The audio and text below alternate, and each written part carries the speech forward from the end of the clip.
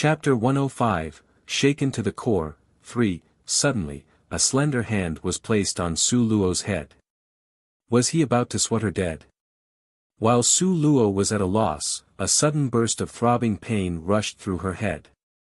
With just a moment's effort, the venerable divine dragon withdrew his hand, and reluctantly expressed his satisfaction. The dragon ring actually recognized you, a shallow, crippled human, as its owner. What a waste. First, excluding whether she was shallow or not, but a cripple, the corner of Su Luo's mouth twitched. Fine, this world was one where strength ruled, whatever the person with the hardest fist said was the truth. Just when she was in the midst of being depressed, she felt the restraining spirit rope binding her loosen. Once more, she raised her head, and saw that the restraining spirit rope which was in the venerable divine dragon's hand, had been reduced to fine powder. Really worthy of being called the mighty and powerful venerable divine dragon. Just as Su Luo was sighing ruefully, she suddenly saw a dark shadow being thrown towards her arms, which she subconsciously caught. Awoo, the adorable little dragon looked up at her with his cute little face. His large watery and clear eyes looked at Su Luo with a aggrieved expression. This is... Su Luo was confused by the venerable divine dragon's action. Why would he throw his family's treasured son to her? Didn't he spend a great deal of effort chasing after the little dragon before recovering him? Take good care of him. The venerable divine dragon frowned. Subsequently, he tossed a jade piece at her in a haughty and dismissive manner. What is this? Su Luo carefully sized up that white piece of jade. It was smooth and glossy, like crystallized amber. Her beautiful eyes observed the amber alertly with a very perplexed expression. Could the divine dragon really be this nice? He actually gave her something. Ignorant human. The venerable divine dragon's lowered eyebrows expressed his dissatisfaction, both hands tucked behind his back.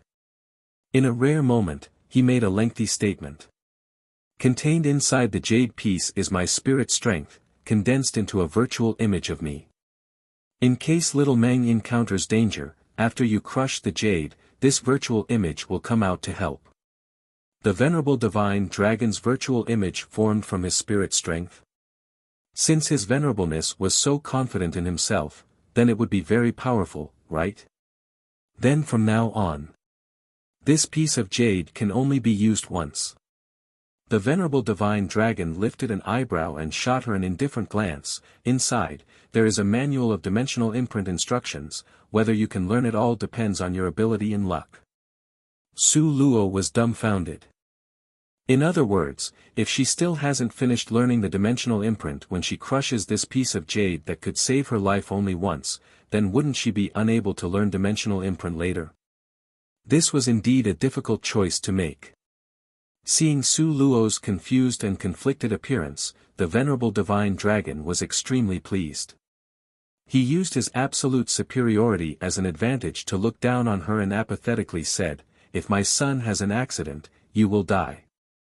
The venerable divine dragon gave the adorable little dragon a glare that conveyed the feeling of hating the iron for not becoming steel.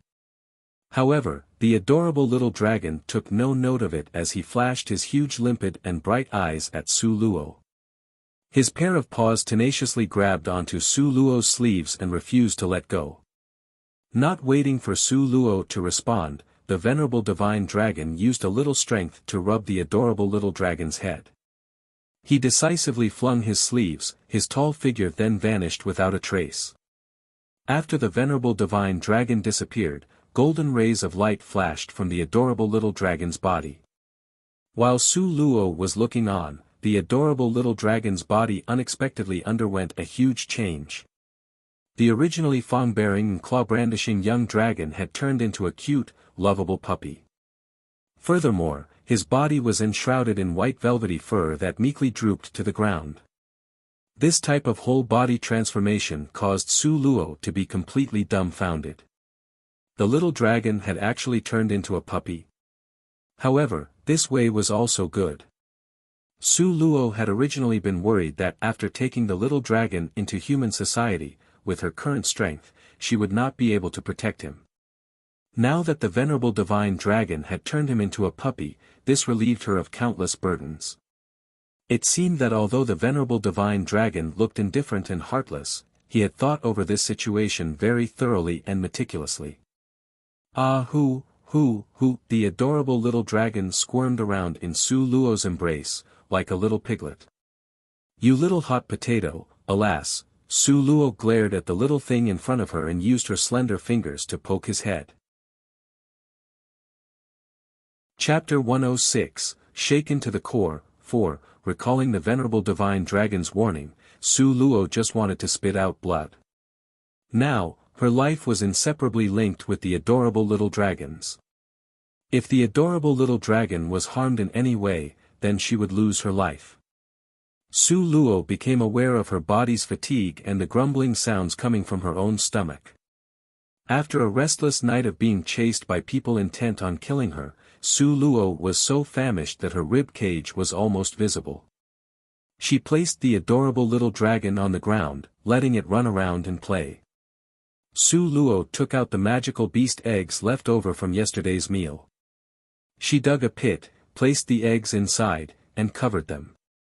Then she used a small fire to slowly bake the eggs. Having finished setting everything up, Su Luo now had time to check up on the adorable little dragon. After seeing the adorable little dragon's actions, Su Luo had a strong urge to throw her hands in the air or slap her own forehead in mortification. Couldn't this little guy play with anything else? It had actually decided to go and chase after butterflies. If the adorable little dragon was simply chasing after butterflies, then that wouldn't be a problem. However, the way the little guy went about it was anything but ordinary. Its thin little legs wobbled and swayed as it bounced after the butterfly. Seeing that the butterfly was about to fly out of its line of sight, a mouthful of dragon's breath containing fire puffed out. Immediately, the pitiful butterfly was reduced to ashes and blown away. But, the little guy didn't seem to understand what had happened. The adorable little dragon looked in all directions searching for the butterfly that had already been toasted by his dragon's breath. The little guy looked until he became quite desperate but still couldn't find the butterfly. Consequently, the adorable little dragon's pair of huge limpid and bright eyes contained a pitiful expression. It ran with trembling and staggering steps into Su Luo's embrace to complain. Su Luo didn't even have enough energy to scold the little dragon. She could only extend 2 fingers and poke its head without much strength while saying only 3 words. You little idiot.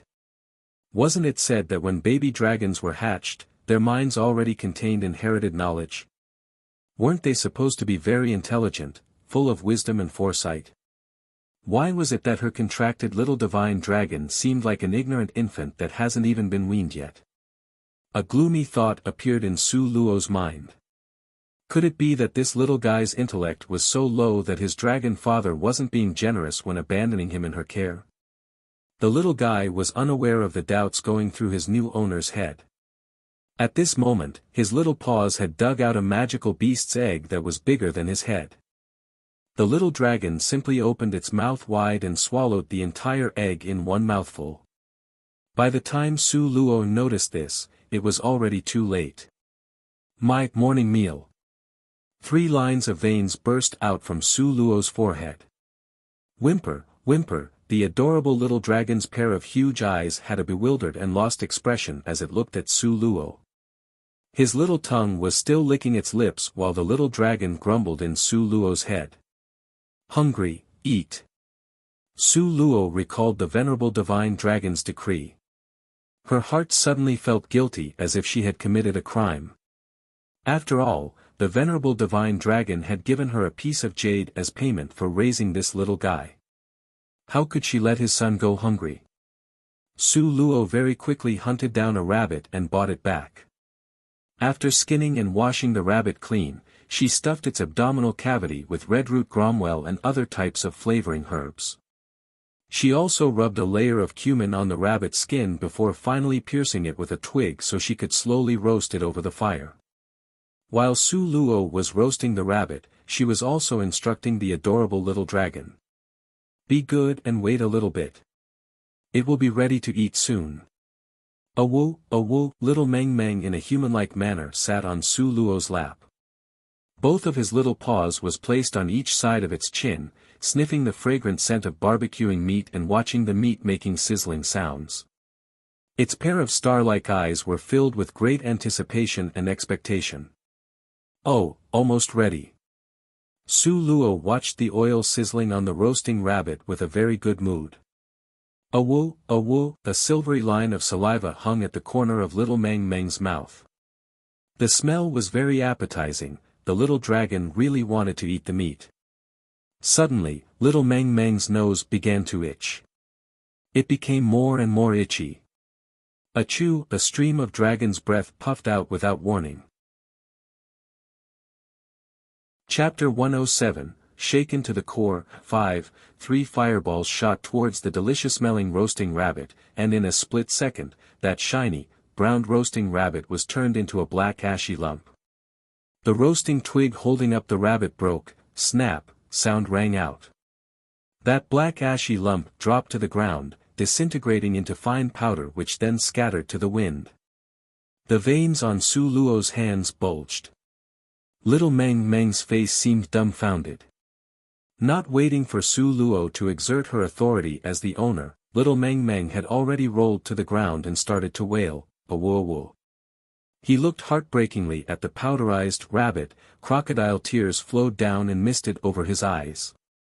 He turned his head around, and in a very wronged and innocent manner, stared at her accusingly. Su Luo, why did it seem as if she was the one who did something wrong?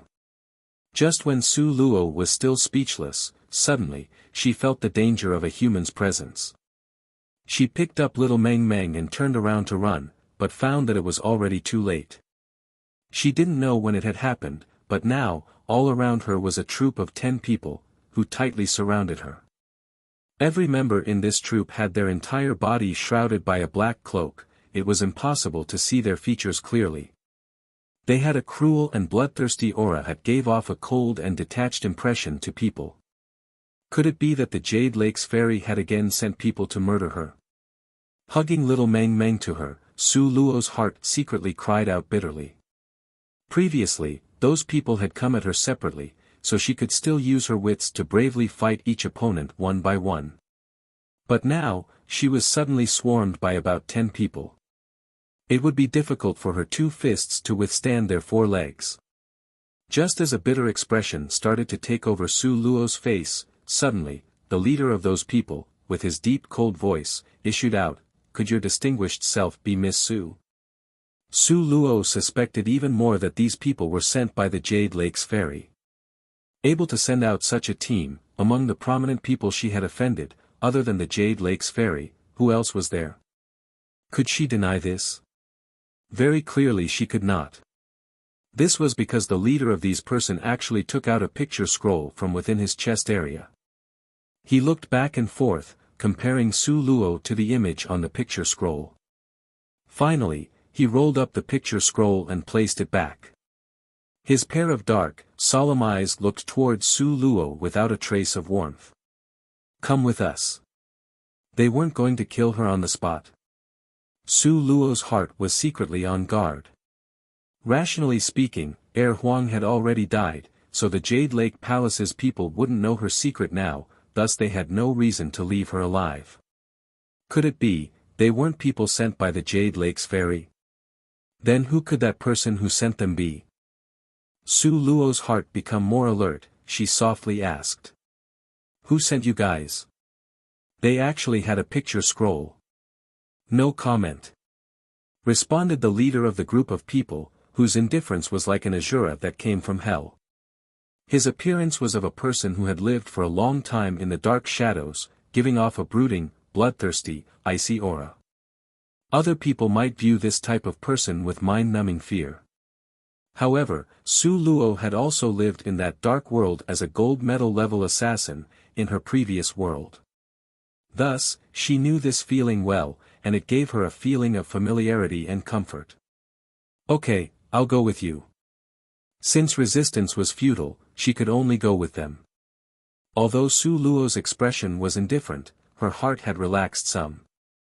The 10 people surrounded her, with her in the center, so as to keep a close watch over her, while also protecting her. Even though she felt a bloodthirsty, cold atmosphere from their bodies. That was their aura from having resided in the dark world for a long time, not a killing intent aimed at her. At this time, hiding behind an ancient tree was Qin Ning, who was so angry that she nearly spit out blood. She had followed the tracks looking for Su Luo, but what she couldn't believe was that along the way, she could only find Cui Yu and Huang's corpses. In all likelihood, Nanlu had probably ended up in the same disastrous state. While that Su Luo was actually safe and secure. She was even so carefree as to leisurely roast a rabbit. This discovery caused Qin Ning to almost grind her teeth into dust. Qin Ning didn't know that those 10 people in black robes were His Highness Prince Jin's secret troops. However, she had a hunch that if Su Luo was taken away by them, information about young mistress wanting to kill Su Luo would be divulged. Then this matter could definitely affect the feelings and trust between the young mistress and Prince Jin. Therefore, this time, Su Luo had to die. Qin Ning was concealed within the lush leaves on top of the ancient tree. Her arms pulling the string of a bent bough. A sharp feathered arrow emitted a dim radiance in the dark night.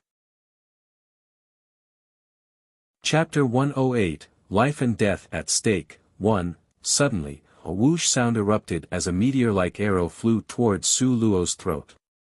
Qin Ning held a cruel sneer at the corners of her lips. Her eyes glowed with a vicious, malicious light as the bow in her hands continuously launched arrows non-stop. The whoosh, whoosh, whoosh sounds were endless as cold arrows flew out. Watch out! Among the bodyguards protecting Su Luo, the black-robed leader was the first to notice an anomaly in the air and loudly raised the alarm before heading in front of Su Luo to block the arrow. When it came to weapons, Qin Ning's expertise was in using the bow and arrow. Her archery skills came from having been personally taught by the archery god Elder Shou Wu. Vicious and bold, the archery technique was awe-inspiring. The strength displayed with the bow made it seem as if the wielder could launch a powerful arrow that would even pierce the sky. If it was a direct confrontation, Qin Ning might lose.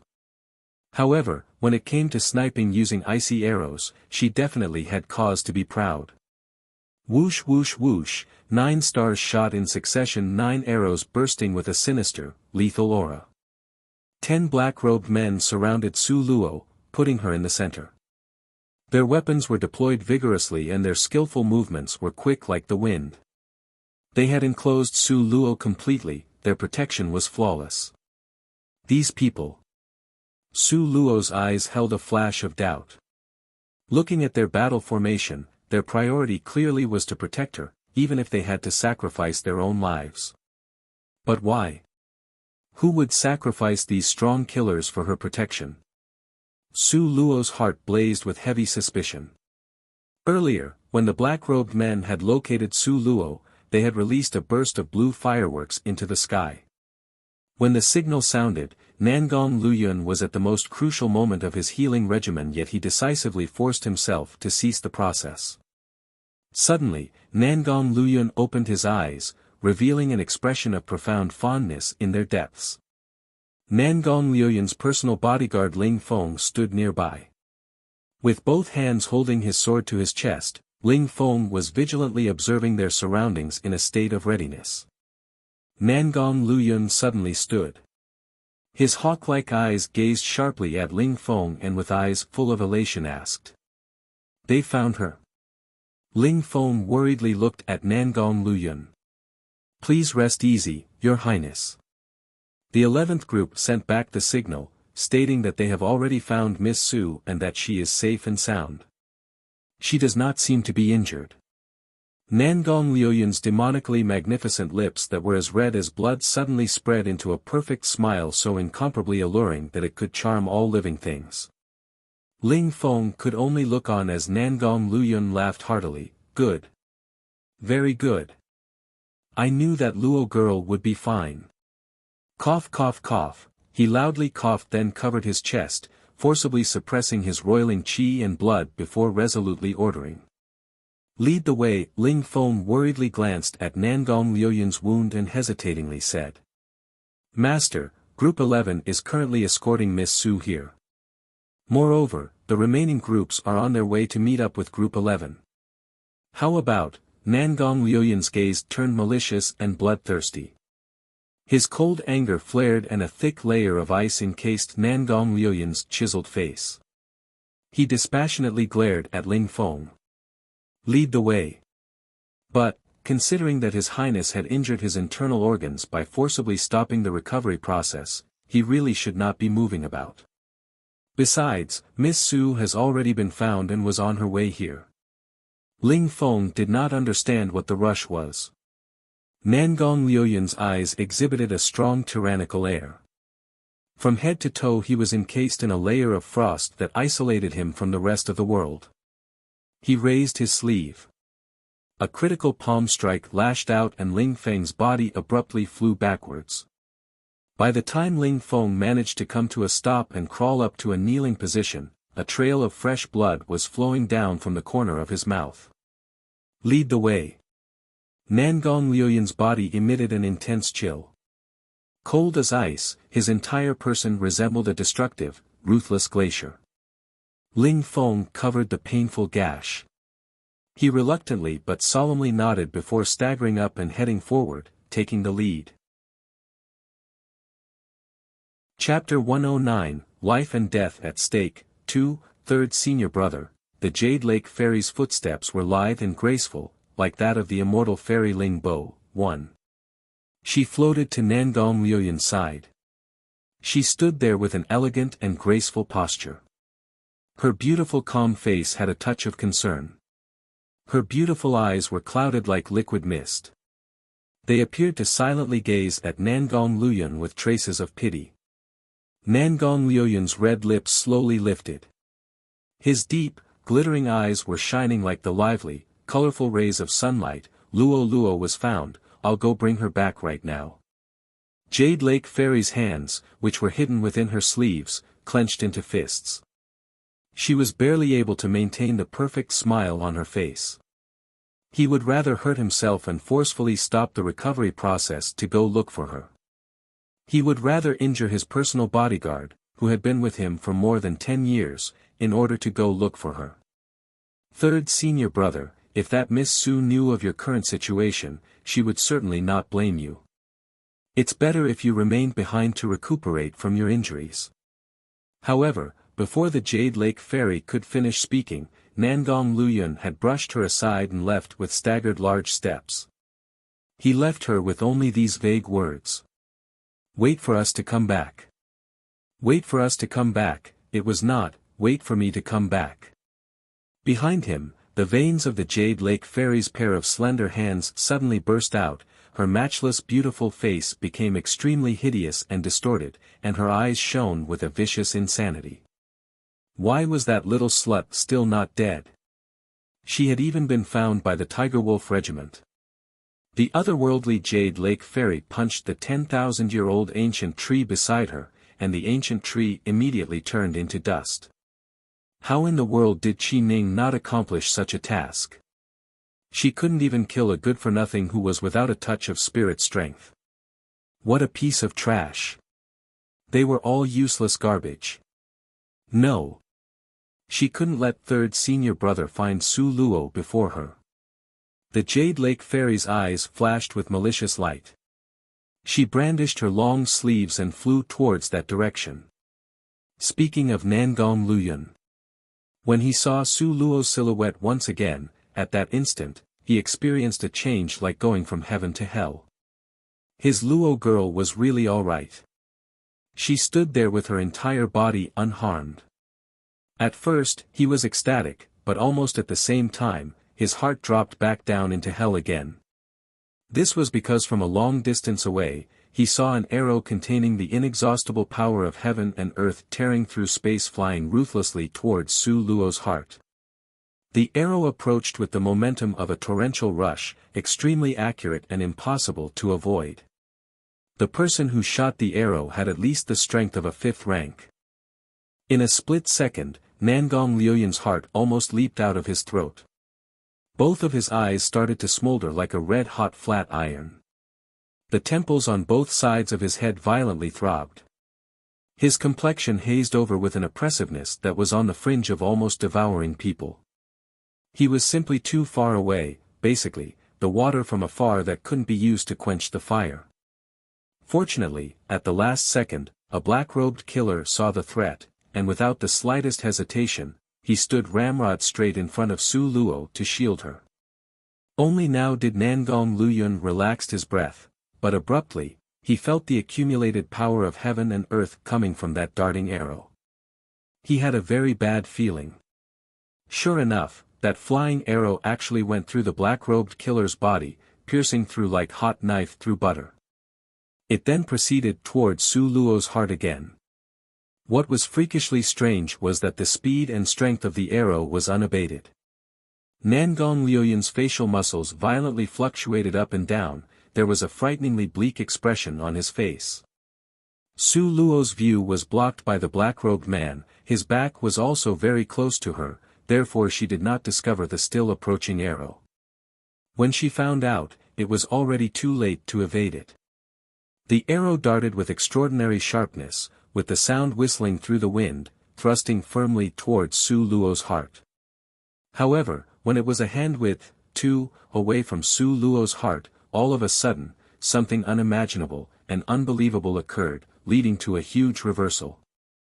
Just when everyone was about to witness Su Luo meeting a tragic end, a huge occurrence took place.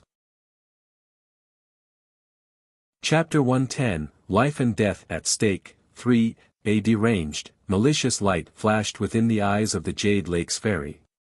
Everyone could only stare as the puppy covered in pure snow-white fur sitting on Su Luo's shoulder playing with her finger casually extended a little paw, and it effortlessly, firmly caught that bizarre changing arrow. It should be said that this arrow contained the might of heaven and earth, its strength was so great that it would pass through a body without losing momentum. Even Su Luo would not be able to avoid it. However, this type of arrow was actually caught by a puppy. Furthermore, he had grabbed it so effortlessly, making it seem as if he casually caught the arrow in passing. What kind of a situation was this? Practically everyone present had their eyes wide open in disbelief. They were all dumbstruck, stupidly staring at little Meng Meng without blinking.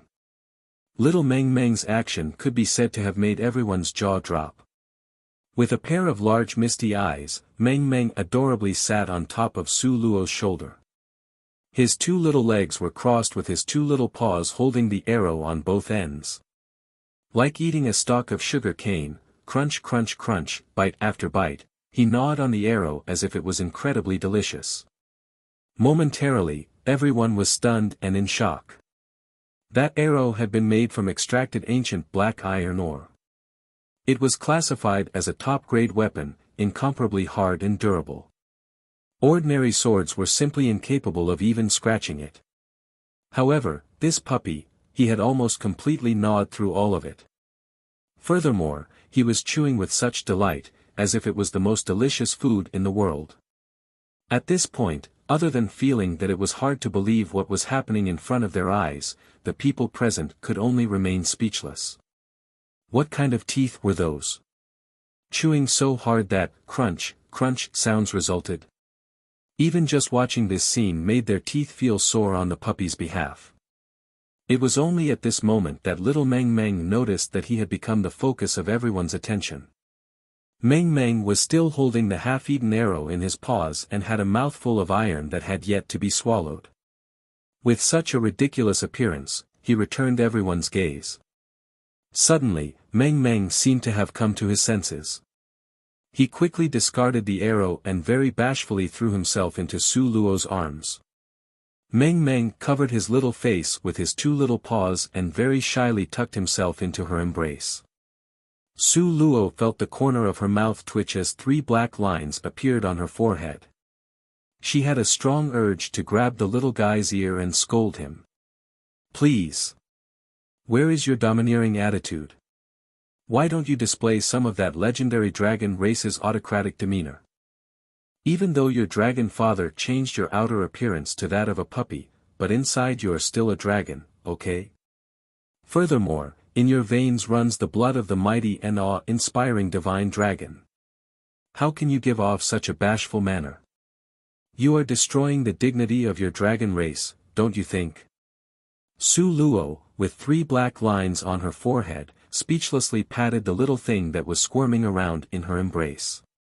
Why did she suddenly have the feeling that she had become a mother? Would this end well? While Su Luo and little Meng Meng were having their silent exchange, Nangong Luyun had already taken large strides to stand in front of Su Luo. Su Luo looked at Nangong Luyun and the corner of her mouth slowly curved up into an ironic smile.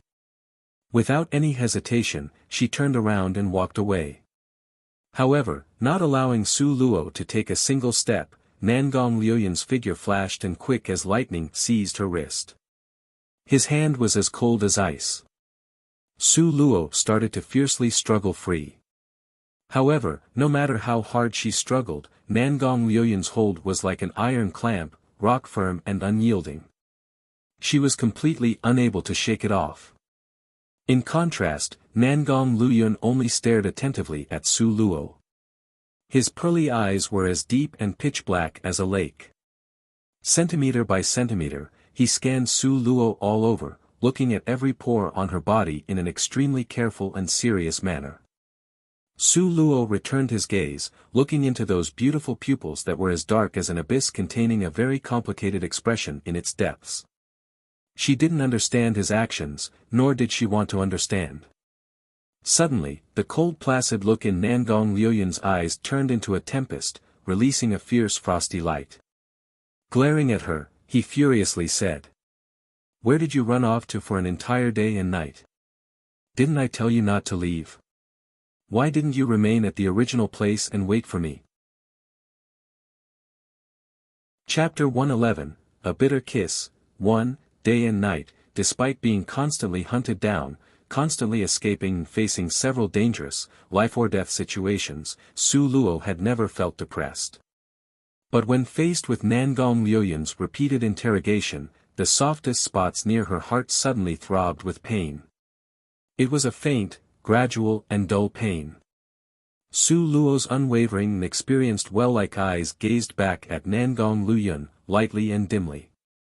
The corners of her lips lifted into a breezy smile, indifferently spitting out 2 words, "Let go."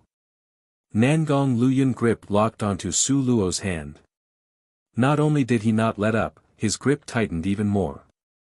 Ink-black eyes stared with an overbearingly imposing chilly vigor. There was also a faint wavering emotion that Su Luo could not read. In the end, it was still Su Luo who conceded first. Her nose twitched slightly, and taking a deep breath, she batted her jet-black eyelashes insincerely at Nangong Luyun. "Your Highness Prince Jean, I'm very sorry for having troubled you. But please don't worry, Su Luo will not be troubling you again in the future." Su Luo worked hard to restrain her turbulent emotions. Her tone was steady and unwavering, and her beautiful eyes held a hint of sarcasm. He was always telling her that he would treat her well, but upon meeting his childhood sweetheart, was she not still immediately discarded? However beautiful the promise, in the end it was only like this. "Su Luo, Su Luo, in the end what are you feeling so sorrowful about? Was being hurt by Yun Qi in your previous life not enough? To actually be so naive as to hope that someone who would wholeheartedly treat you well? How laughable." Nangong Luyun quietly watched as Su Luo deliberately distanced herself from him. His expression grew terrifyingly somber, as if he was holding back an invisible anger. However, when he observed her closely, he saw her almost hysterical self-deprecating laugh that made it seem that she was simultaneously crying and laughing. His red lips parted a little as his eyes grew deeply frightening. In the end, his Adam's apple moved a bit, and he gazed deeply at Su Luo with a frown. "How come you couldn't make others worry less? If anything were to happen to you, how will this king be able to explain this to your Su manor?" Su Luo remained where she was, as refined as an ancient Greek sculpture. She emitted a subtle chill from her whole body. She lifted her gaze towards Nangong Luyun, coldly smilingly with veiled ridicule. Doesn't your Highness Prince Jean not know about the situation in Su Manor? If something happened to me, wouldn't it be really advantageous to certain people? They wouldn't have been able to thank you fast enough for it, so how could they even blame you? Nangong Luyun gazed deeply at Su Luo. His lips parted and closed slightly as a solemn, suffocating atmosphere surrounded them in their silence. Suddenly, Nangong Luyun's long arm swooped in and brought Su Luo tightly into his arms. His arms were strong and forceful, his chest was warm and hard, holding her tightly in his embrace. The hold almost squeezed out all of the air from her lungs, nearly suffocating her. His action was wild, tyrannical, and intense. Rejection was not an option. Coming from nowhere, the tight embrace caught Su Luo unprepared. By the time she recovered her composure, she was already imprisoned in his arms, unable to make the slightest move. He hugged her very, very tightly, and his lanky physique trembled slightly, a hard-to-suppress moving emotion as if having found the precious treasure he had lost before. But, was it really possible? The corner of Su Luo's lips lifted in faint irony. She wanted to push away from him, but found her own strength before this man was comparable to an ant trying to shake a giant tree, unable to move it a single jot. Nangong Luyun took unfair advantage of her body and began to kiss her. Su Luo's heart suddenly blazed with a wave of rage and indignation. She struggled and turned her face aside, his lips brushing past her cheek. Angered, Nangong Luyun bit at her lips again, in a punitive, overbearing manner. As she gasped in pain, his lively tongue forcibly pried open her teeth and probed the depths within, besieging and plundering her mouth in a willful and ravaging manner. This kind of kiss, under the watchful eyes of many, made Su Luo feel exceedingly uncomfortable. Chapter 112, A Bitter Kiss. 2. What kind of relationship did they have? What made Nangong Luyun think that he could do whatever he wanted with her? Her heart bursting with fury, Su Luo heavily stomped on Nangong Luyun's foot. Nangong Luyun smothered a grunt and his arms encircling her tightened even more. His lips sucked and nibbled hers. Nangong Luyun continued kissing Su Luo, unmoved by the pain. Su Luo was so infuriated, she bit him in retaliation. Scarlet droplets of blood dripped from his lips. The blood erotically dropped from his thin lips to land on her petal-like ones. She could taste the scorching heat from the passionate emotions contained within that blood. There were also some hard-to-describe feelings. They separated slightly. Nangong Luyun's phoenix eyes that were serene with hidden depths narrowed dangerously. They were fixated on her. Su Luo coldly widened her own pair of eyes and refusing to back down, confronted the clearly cold and cruel expression within the depths of Nangong Luyun's eyes directly. Two pairs of eyes looked at each other, wordless and unspeaking. Suddenly, like an eagle swooping down from up high, Nangong Luyun vigorously and commandingly held the back of Su Luo's head, using a large slender hand to forcefully lift up her chin. He leaned down and forcefully kissed her. His hot tongue ardently invaded her mouth, frantically wreaking havoc, causing the blood to mix and spread within her mouth. The metallic and sweet flavor overwhelmed Su Luo's senses. It was as if Nangong Luyun wanted to use the blood to leave proof of his existence inside her. It also seemed to convey some kind of oath and affidavit of ownership. His actions were domineering and thoughtless. He kissed her with adamant intensity. When Su Luo was finally able to liberate her lips, lacking oxygen, she gasped for air using deep breaths. Her cheeks were scarlet. Su Luo felt as if the air she was breathing carried a scalding temperature that was abnormally hot. Nangong Luyun's fine, bony hand lifted Su Luo's white jade-like chin. His deep eyes were blurred and carried a trace dejection. "Luo girl, never think about trying to leave this king. Even you won't be able to withstand the consequences of such an action." The corners of Su Luo's mouth rose into a slight smile. "Leave you? Please enlighten me, Your Highness Prince Jean. When did we get together?" Her dark eyes were obstinate and unconcerned, as if the kiss just now never happened, leaving her unaffected. She was still strongly resisting him and wouldn't even acknowledge the relationship between them. This point made Nangong Luyun especially incensed. Nangong Luyun's complexion hazed over, his eyes were menacing, as if he wanted to swallow her whole. He used even more strength to grasp Su Luo's hand. However, Su Luo's expression remained unchanged. Pain. You were injured. A caring expression flashed through Nangong Luyun's cold, star-like eyes. He hurriedly released Su Luo. Nangong Luyun finally noticed that Su Luo's hands had been forcefully bound before, leaving several traces of bruising. The bruises were quite deep, as if the binding had embedded into her flesh. In addition, both her face and body disclosed line after line of lacerations.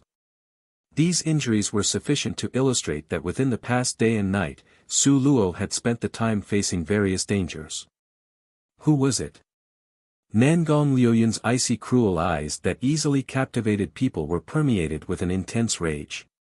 These injuries were clearly man-made and not the work of magical beasts. The fury on his face increased, issuing forth a strong aura of death. His entire person immediately gave off a ruthless, bloodthirsty air like the alluring, cold-blooded azura shrouded with the darkness of the night. He was so furious. Was he really concerned about her? Su Luo's beautiful eyes gave off lights that were like the restless tossing of watery waves, cleverly revolving. Should she take a risk and bet on it? It was. Su Luo was thinking about telling the truth when she saw the Jade Lake's fairy soundlessly appear behind Nangong Luyun. The Jade Lake's fairy was still as devastatingly beautiful as before. She was clothed in a white dress, the color as pure and holy as snow. The hem of the dress lightly danced with the wind. The Jade Lake's fairy stood there, showing a strong presence. With misty eyes that were like liquid fog, she clearly and calmly looked at Su Luo. Her elegant and extremely beautiful complexion revealed lips pursed in a flowing, shallow smile. Chapter 113, A Bitter Kiss, 3, She looked at Su Luo, and though her smile was broad and her voice clear as she spoke, she still chided Nangong Luyun, third senior brother. Miss Su has yet to heal her injuries. It's better to release her first, and let me take care of the rest. Nangong Luyun's star-like eyes held a touch of tenderness, elegant clarity and gentle kindness as he nodded and replied, Yao Yao is right, it was this king who was too impatient. Yet, despite having said so, his hold on Su Luo's hand did not loosen. Jade Lake's fairy was like a cold star that stared at those tight interwoven hands in front of her, a cold light flashed within her lovely eyes. Her simple and neat complexion blossomed with a faint smile, oh right. Did Miss Su see any of my maids along the way? Su Luo looked at her with a smile full of undisguised mockery.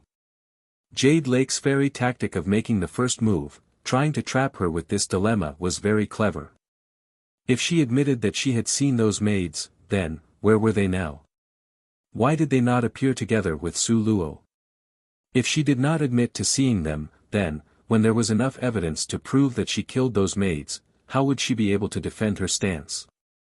Those few words were akin to placing Su Luo on a burning grill while Jade Lake's fairy, this perpetuator of malicious acts, was simply speculating on the side as she leisurely sipped tea. Su Luo's heart grew vigilant. This Jade Lake's fairy before her not only had extraordinary looks, her shrewdness in scheming was also by no means average. Otherwise, why would Nangong Luyun trust her so or give her preferential treatment? According to Chuiyu, the Jade Lake's fairy had dispatched a total of 4 maids. The first 3 had all died in front of Su Luo. As for the last person, she should be the archer, but Su Luo didn't know what had happened to her. However, before Su Luo could respond, suddenly, a black-robed shadow appeared in front of Nangong Luyun. He reverently and respectfully reporting to Master, we found a suspect within the depression on a mountain not far from here. He was carrying this longbow. The black-robed killer stood with his eyes downcast. He deferentially offered the longbow to Nangong Luyun with both hands. This was an exquisitely handcrafted upper-grade curved bow. The bow was glowing with a faint luster. One glance and you could tell that it was of considerable value. Detain him, and bring him here. Nangong Liuyun's entire body exuded a strong, imposing, august aura. The depth of his eyes broke out in rage, suffused with evil demonic radiance. His whole person had the appearance of a bloodthirsty monster, savagely cruel and cold. Once she saw the person lying down on the ground with eyes tightly shut, Su Luo's eyes slightly creased. This person turned out to be Lu Weiming. How could it be him? Su Luo looked towards Jade Lake's ferry with a smile that was not a smile. While the other side merely returned her look with a soft, sweet-tempered smiling expression. It was as if she was saying that she, the Jade Lake's fairy, was completely unaware of the situation regarding the matter of hunting her down, and it was not her doing. Dead? Nangong Liuyun's pair of icy eyes, the depths of which mesmerized people, radiated a dense killing intent. Yes, by the time we found him, he was already dead. The black-robed person deferentially responded. Nangong Liuyun stroked the longbow, probing for traces of the owner. He confirmed that the killer definitely used this bow to kill people, but what could his motive have been to kill her? Nangong Liuyun had a ferocious appearance, solemn and bloodthirsty. Qin Ning, who had silently appeared by the Jade Lake ferry's side, suddenly interjected. This servant once heard Miss Lu say that they had chased Miss Su to kill her. Miss Su, was this true? Wasn't this implying that only Su Luo would know the motive of why Lu Weiming would want to kill her? Chapter 114, A Bitter Kiss. 4. Su Luo gazed at Qin Ning, a grim smile appeared on the corner of her mouth. The maid at Jade Lake Ferry's side was also not so simple. Were they hunting you? Nangong Liuyun's dark eyes became increasingly malicious. His entire person seemed arrogant and aloof, emitting a dense majestic aura. Su Luo's smile was helpless and stark. They were not the only group of people that was hunting me. What Su Luo just said had a double meaning. She raised an eyebrow and looked at the Jade Lake's ferry with a smile that was not quite a smile. Her gaze landed on the ferry's white, pointed and extremely clever hands. That final arrow with world-shaking force, could it really have not left a single trace on those pretty hands that were occupied with schemes? Within just this one day and night, it could be said that she had been surrounded by perils. If it weren't for the goddess of fortune standing on her side, she would have died 18,000 times by now. Today's hatred from being hunted, in the future, she, Su Luo, would absolutely return it tenfold. At this time, the Jade Lake's fairy had a warm, soft and genial smile on her face. That smile was tranquil and serene, lacking even a ripple on the surface, a large body of water, as if she was a fairy from the heavenly realm. Nangong Liuyun's beautiful icy eyes had a ruthless and savage light, it gazed deeply at Su Luo. Stressing each word he asked. Who else were among the people trying to kill you? Nangong Liuyun, this was what you demanded. It was not something I had voluntarily tattletaled. If I were to say that the Jade Lake Fairy's people were also among them, would you believe me? Su Luo employed a relaxed and mocking tone, while staring at him with a smile that was not quite a smile. However, an earnest and cautious expression very quickly passed through Su Luo's eyes. If Nangong Liuyun believed her, then she would decide not to conceal the truth from him. She would reveal everything to him and tell him that his Jade Lake's fairy was a snake with a scorpion's vicious poison. If Nangong Liuyun did not believe her, Su Luo bleakly forced a bitter smile. An icy light swiftly flitted through Nangong Liuyun's hawk-like eyes. He rubbed her head, that pair of red phoenix eyes becoming even more joyous and demonically alluring as they gazed at her. With an indulgent and spoiling manner he said, "Do not joke around, you must tell this king the truth." In a split second, Su Luo's heart immediately dropped to the bottom, it was so cold as to reach the freezing point. Sure enough, she had expected too much. As expected, How could a few short days of association compete with the mutual trust developed from growing up together since childhood? The Jade Lake's fairy used a sweet-tempered smile to look at her. That pair of sparkling and translucent, jade-like beautiful eyes had a self-satisfied, boastful, gloating laugh in their depths. As if to say to Su Luo, so what if I dispatched people to kill you? Nangong Luyun doesn't believe you. He absolutely won't believe it. Yes, he did not believe it. Su Luo's mouth raised with a hint of irony, she forcefully pushed Nangong Luyun away, in a very light tone and low volume said. I'm tired, I want to rest. Now, what was the point of saying even more? Anyhow, he believed in the Jade Lake's fairy without any doubt. Nangong Luyun saw that she was in a bad mood.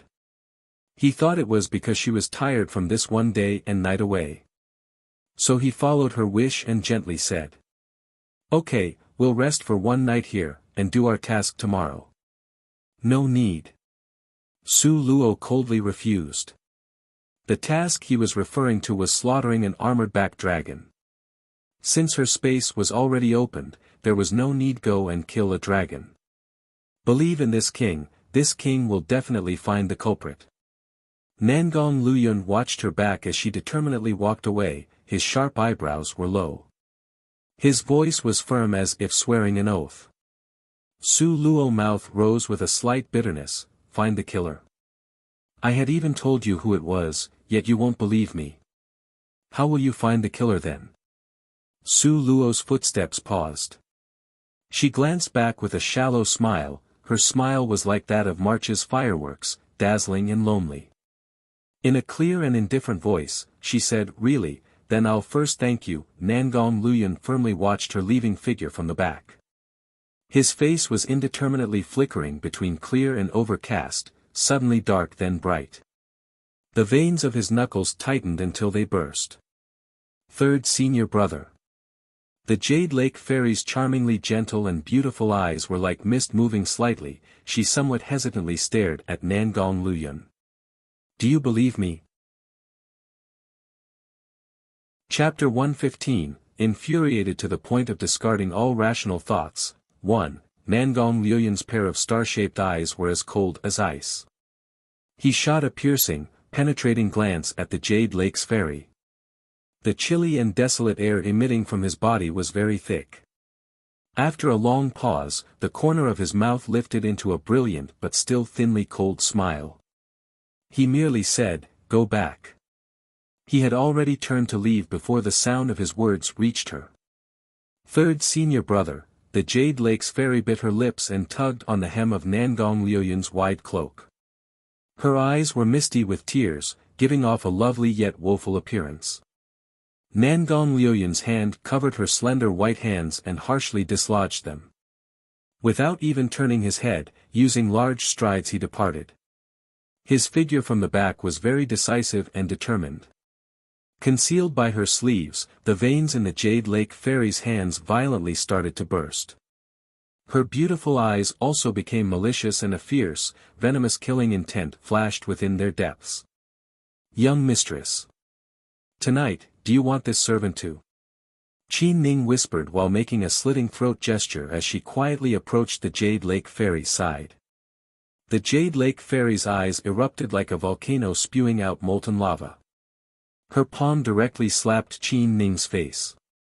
The best opportunity was wasted by you. Once we return, go to the punishment hall to receive your penance. This slap contained the force of heaven and earth, it was so severe that it had sent Qin Ning flying. Once she tumbled to the ground, Qin Ning immediately passed out. The Jade Lake Fairy flung her sleeves then walked off with an formidable aura of death. That same night, the Jade Lake's Fairy took her group of people and left. They decamped, leaving everything so clean and neat it was as if they had never been. That group of black-robed people had also evacuated neatly without leaving a trace behind. On the horse carriage that was returning, one more person had been added. The added person was Ling Feng. He was Nangong Luyun's hidden bodyguard. Normally, he would stealthily protect Nangong Luyun. The dragon-scaled horse ran like the wind. Su Luo was seated inside the carriage in a resting position with her back facing Nangong Luyun and eyes closed. This type of posture was a deliberate snub, rejecting all conversation. Her expression was nonchalant, like clouds on the horizon. It was so remote and distant, making Su Luo seem unreachable. Nangong Luyun's expression was brooding. As his complexion slowly darkened, Su Luo was attempting to straighten her body when suddenly a large shadow enveloped her entire person. She unconsciously opened her eyes. Before Su Luo could focus, unexpectedly she was confined within Nangong Luyun's embrace. His slender fingers glided over her face and paused between her lips. Her lips were exceptionally beautiful. They were light in color, moist and plump, evoking the phrase, suitable to be kissed. Nangong Luyun leaned down. His beautiful, perfect, and thin lips kissed Su Luo's lightly colored lips. But, Su Luo firmly pushed him away. "Are you still blaming this king?" Nangong Luyun asked in a low voice, his scorching gaze fixated on her. Su Luo was wordlessly silent. "Angry at this king for abandoning you that day?" Nangong Luyun's voice was clearly cold. Su Luo remained silent. Within the carriage, there was a period of silence. After what seemed to be a long time, Nangong Luyun delivered some words in explanation. She and this king grew up together. She saved this king's life once. There are some matters that you don't understand and are unlikely to understand. Su Luo opened her eyes and shot him an offhand glance. All of a sudden, the corner of her mouth hooked into a taunting smile and she asked in a contrary manner, "Right, how could I blame you?" What Nangong Luyun intended to say was choked off by her words.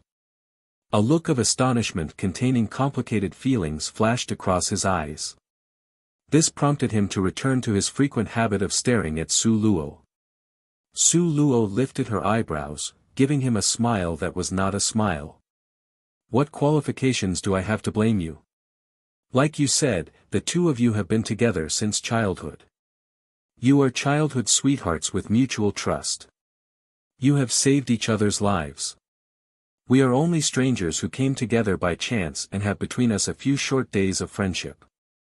Therefore, how could I blame you?" Chapter 116, infuriated to the point of discarding all rational thoughts. 2. In a split second, Nangong Luyun's complexion became exceptionally unsightly. His 10 fingers were intercrossed together, entire body was icy cold and bloodthirsty. He was seething with anger. Could it be what I said was wrong? Su Luo heedlessly watched him, the corner of her mouth perked up in a light, nonchalant smile. "You guys are childhood sweethearts, while we are merely nodding acquaintances. It's obvious which is important and which is not with just a glance. How could it be wrong that you elected to save her? If I were you, I would choose to save her too." Acquaintances? Nangong Luyun's phoenix eyes narrowed. Or are we not even considered acquaintances? Su Luo seemed to be infuriating him for her own enjoyment. Nangong Luyun's rage burned up, his face became grim. His long and thin fingers pinched at her neck even though his smile was tender and soft as water. 1. His single-minded devoted expression was simply touching. "Su Luo, do you believe that this king will put you to death?" The man leaning over was like Satan and could make one's heart full of fearful thoughts.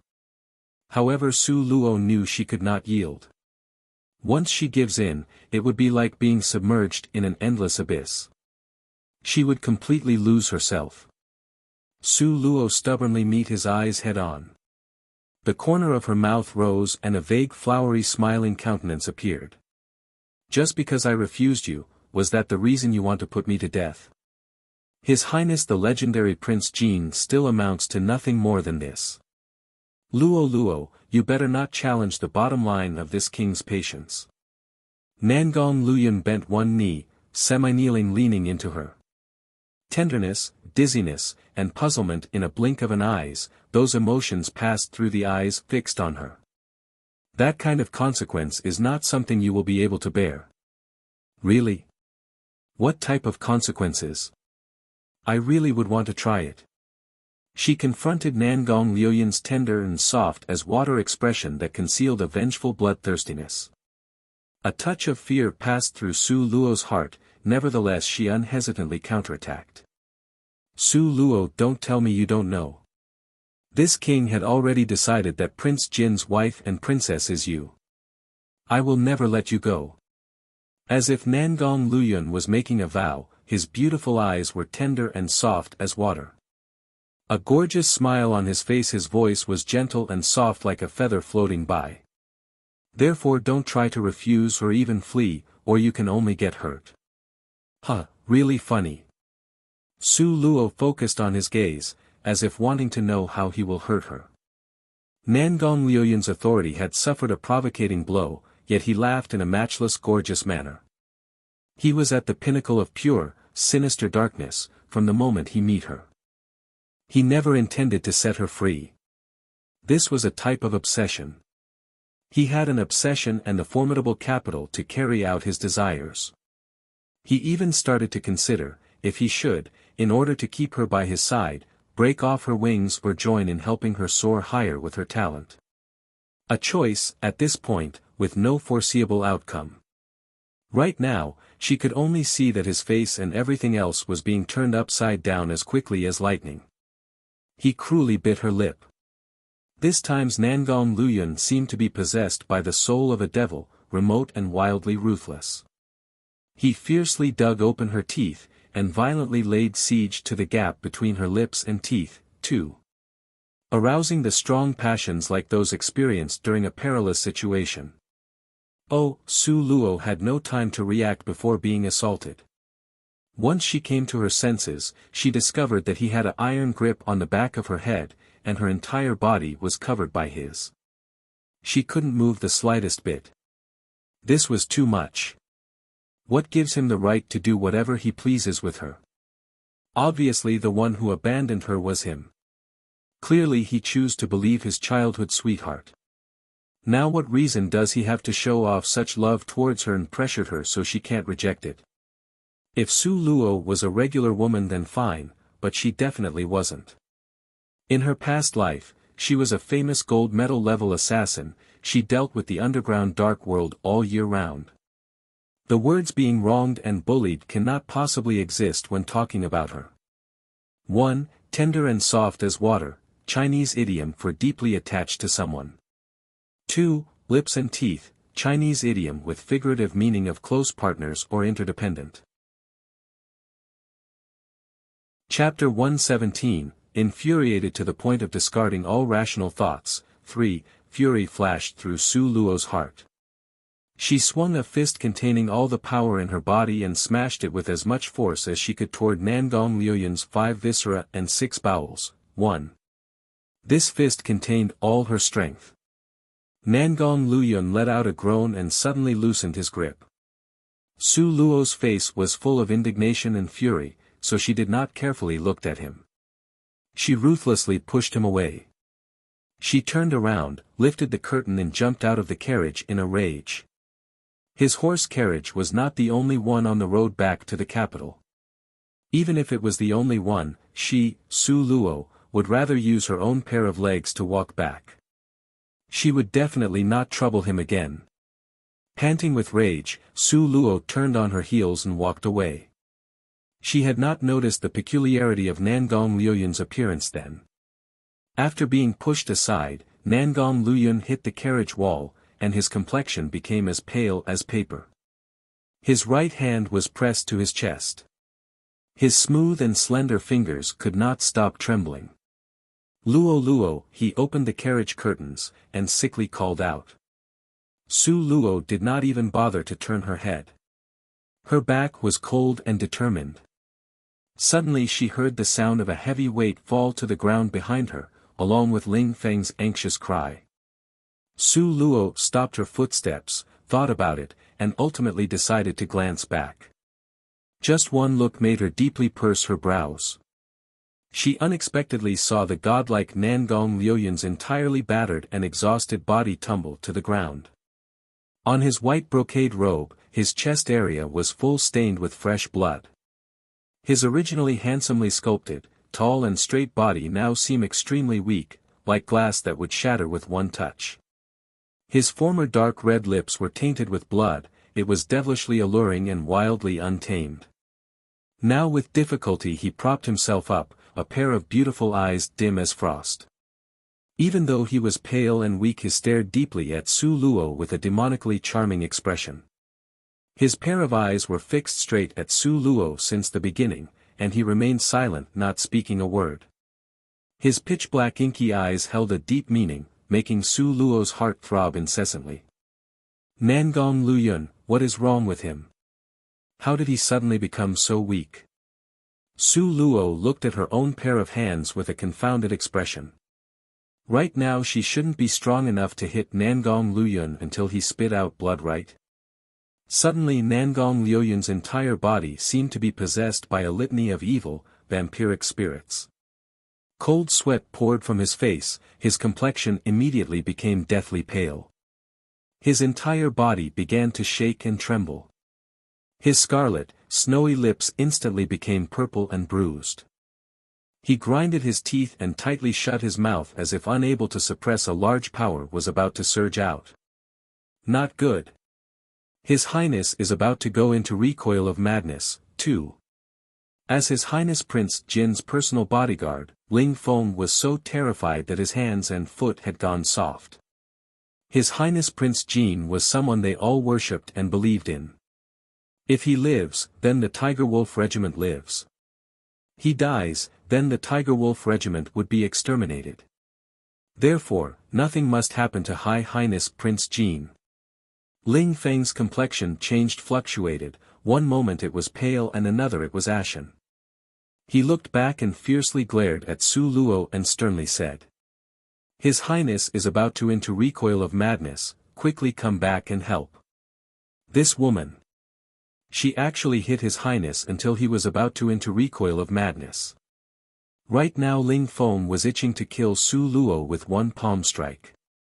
A touch of confusion appeared in Su Luo's eyes. How could she have the strength to hit Nangong Luyun into recoil of madness? How powerful was Nangong Luyun's strength compared to how powerful her strength was? This person was speaking nonsense. Seeing Su Luo's disbelief, Ling Feng was about to die from anger. He loudly shouted at Su Luo. Because His Highness wanted to save you, he broke protocol and sent the signal to summon the Tiger Wolf Regiment to come. Because His Highness wanted to see you earlier, originally he could have break through and advanced another rank, but by forcibly stopping the process, he maimed his own body to the point where his 5 viscera and 6 bulls were nearly dislocated. Not to mention His Highness's battle with the Vulture King, where his internal injury was so heavy that he almost died from the wounds. Chapter 118, infuriated to the point of discarding all rational thoughts, 4. Ling Feng's pair of eyes were red with rage, it was as if he wanted to swallow Su Luo whole. He pointed at Su Luo and loudly snarled. His Highness, in order to not make you anxious, continuously pretended that nothing was wrong with him. You, however. You actually returned all his good intentions with such a heavy blow. I really don't understand why His Highness would love such a malicious woman. Su Luo was dazed by Ling Feng's denunciation. She blankly stared at Ling Feng. Every sentence and every word that he said whirled around in her mind. Nangong Luyun in that battle had unexpectedly suffered a serious injury. Furthermore, in order to save her, he had repeatedly sustained even more injuries. How could this be? Ling Feng's bloodshot eyes quickly glared at Su Luo. His hands wiped away the liquid that had squeezed out of his eyes. Blath, Nangong Luyun could not suppress it anymore and a mouthful of blood wildly sprayed out. Su Luo was terrified to the point of becoming paralyzed. She quickly walked forward and with one knee bent kneeled in front of him. An apprehensive panic that never appeared before, flashed through her eyes. What to do? What should we do? Su Luo gazed at Nangong Liuyan's chest. That area was blooming like a red spider lily, the pretty and flirtatious red color was spreading. It rapidly saturated the white brocade robe, leaving a dark pattern. Scarlet liquid drop by drop fell from his lightly colored thin lips in quick succession. The vicious, dense blood on his chest saturated the air. The smell of blood immediately assaulted her nose as it engulfed his entire body. However, Nangong Liuyan seemed to be completely unaware of the pain. His eyes were diluted like the mist. A smiling expression was hanging from the corner of his mouth. Within Nangong Liuyan's black eyes was an endless, deep abyss. His entire body gave off a flirtatious and enticing manner that was strangely pessimistic and full of despair at the same time. He carried a strong air of self-abandonment and self-destructiveness while still being incomparably handsome. Nangong Liuyan's current state terrified and alarmed Su Luo, but it also made her heart beat faster. The rims of Su Luo's eyes gradually become moist. How could this have happened? This was not what she wanted. Su Luo had never thought that she could injure Nangong Liuyan so severely. She had been enraged when she had smashed him with her fist. She had never imagined that he could be wounded so profoundly. Su Luo's eyes misted over and she repeatedly shook her head. She wanted to tell him that she had not done it on purpose. In a moment of rage, she had spoken irresponsibly and hit him. In the future, she wouldn't dare to do it again. Unexpectedly, Nangong Liuyan dropped down on one knee and kneeled in front of Su Luo. He wrapped his hands tightly around hers. Because he was doing his best to ignore the pain, the blue veins on the back of Nangong Liuyan's smooth white hands popped out. His hands trembled faintly. Nangong Liuyan was quite unaware of how scary his current appearance was. His pair of beautiful and flirtatious eyes gazed at Su Luo in a tender and soft manner. He started to smile even though he lacked body heat. Nangong Liuyan's demeanor sent a message, that even if the entire world collapsed in front of him in the next second, he would not even furrow an eyebrow. He determinedly and gently looked at Su Luo. This is your last chance, Luo Luo. If you stay, from now on you will never be able to leave. Su Luo could only shake her head. She wanted to apologize. She wanted to say, "I'm sorry," but it was as if her throat had been pinched closed. No matter how she tried, she could not make a sound. Have you completely vented your anger? Nangong Liuyan's smile was very light. It resembled the clouds on the horizon, unattainable and out of reach. Not waiting for Su Luo to answer, Nangong Liuyan once again started to speak. In the event that your heart is still incensed, I will give you another opportunity. From his sleeves, he unexpectedly took out a dagger. He stuffed it into Su Luo's hand and determinedly looked at her. Ling Feng was immediately scared out of his mind. Your Highness. That dagger could kill with a single blow. In addition, it was coated with a highly toxic poison. With just a slight touch on skin, a rot will spread through the entire body. Anyone affected would be entirely beyond saving. Who allowed you to speak? Scram. Nangong Liuyan had always treated other people without the slightest restraint, his behavior always oppressive and unpredictable. In a split second, it seemed as if time froze. Regarding His Highness Prince Jin, Ling Feng was already accustomed to following his orders. Prince Jin's every word, sentence, and action had already been ingrained as orders in the minds of his followers since long ago, to the point that complying without question had become a reflex. Chapter 119, Infuriated to the point of discarding all rational thoughts. 5. To comply with him, to obey him, it seemed to have already become intuitive. An instinct, so natural that it seemed to have been carved into one's flesh and blood. To resist His Highness Prince Jin required a great deal of courage. Ling Feng bit his lip. Furious, he closed his mouth and stood aside. Since ancient times, beautiful women have been the source of numerous calamities. The ancients were right in this regard, they didn't deceive me. Lin Feng's eyes were bloodshot, and both of his hands were clenched into fists. With his eyes as cold as ice, he heartlessly stared at Su Luo. Nangong Luyun stuffed the dagger into Su Luo's hand, his laugh which was like a soft cloud and a gentle wind in the clear sky, it was also flirtatious and threatening. His finger pointed at his own chest, and he softly coaxed her, "Come, stab here, stabbing here will let you vent your anger. Be obedient." His facial expression was unperturbed and lacked any emotion. His hands unyieldingly detained Su Luo's hand, not allowing any room for resistance. Su Luo was both scared and angry, and involuntarily cried out. "Nangong Luyun, enough. Seriously enough. Quickly stay your hands." Nangong Luyun, with a deathly tight grip, held her hand. The corner of his mouth rose as he laughed in a flirtatious and enticing manner, tranquil and intoxicating like the cherry blossoms in March. He wouldn't let her refuse, gripping the wrist of her hand that held the dagger, the blade tip was directed towards his own heart. "You know, when I, Nangong Luyun, do things, there has never been a person who would dare utter half a sentence of criticism, and I have also never cared about other people's opinions. However, you, Su Luo, are an exception." Nangong gripped her hand securely, his eyes gave off an ice-cold aura. "You can retaliate. Come. Come, vent your anger." Nangong Luyun's pitch-black eyes stared at her, looking deep into her eyes. He took her hands, with the dagger blade tip aimed towards his own heart, and positioned it at the most fatal point. No matter how high your martial skill was, the heart was always the most fatal location. With one knife stab at it, even the most powerful martial arts expert will die. He tightly clutched her hand. His demeanor was calm, his expression blank, drawing nearer bit by bit. He was very overbearing, forcing her to kill him.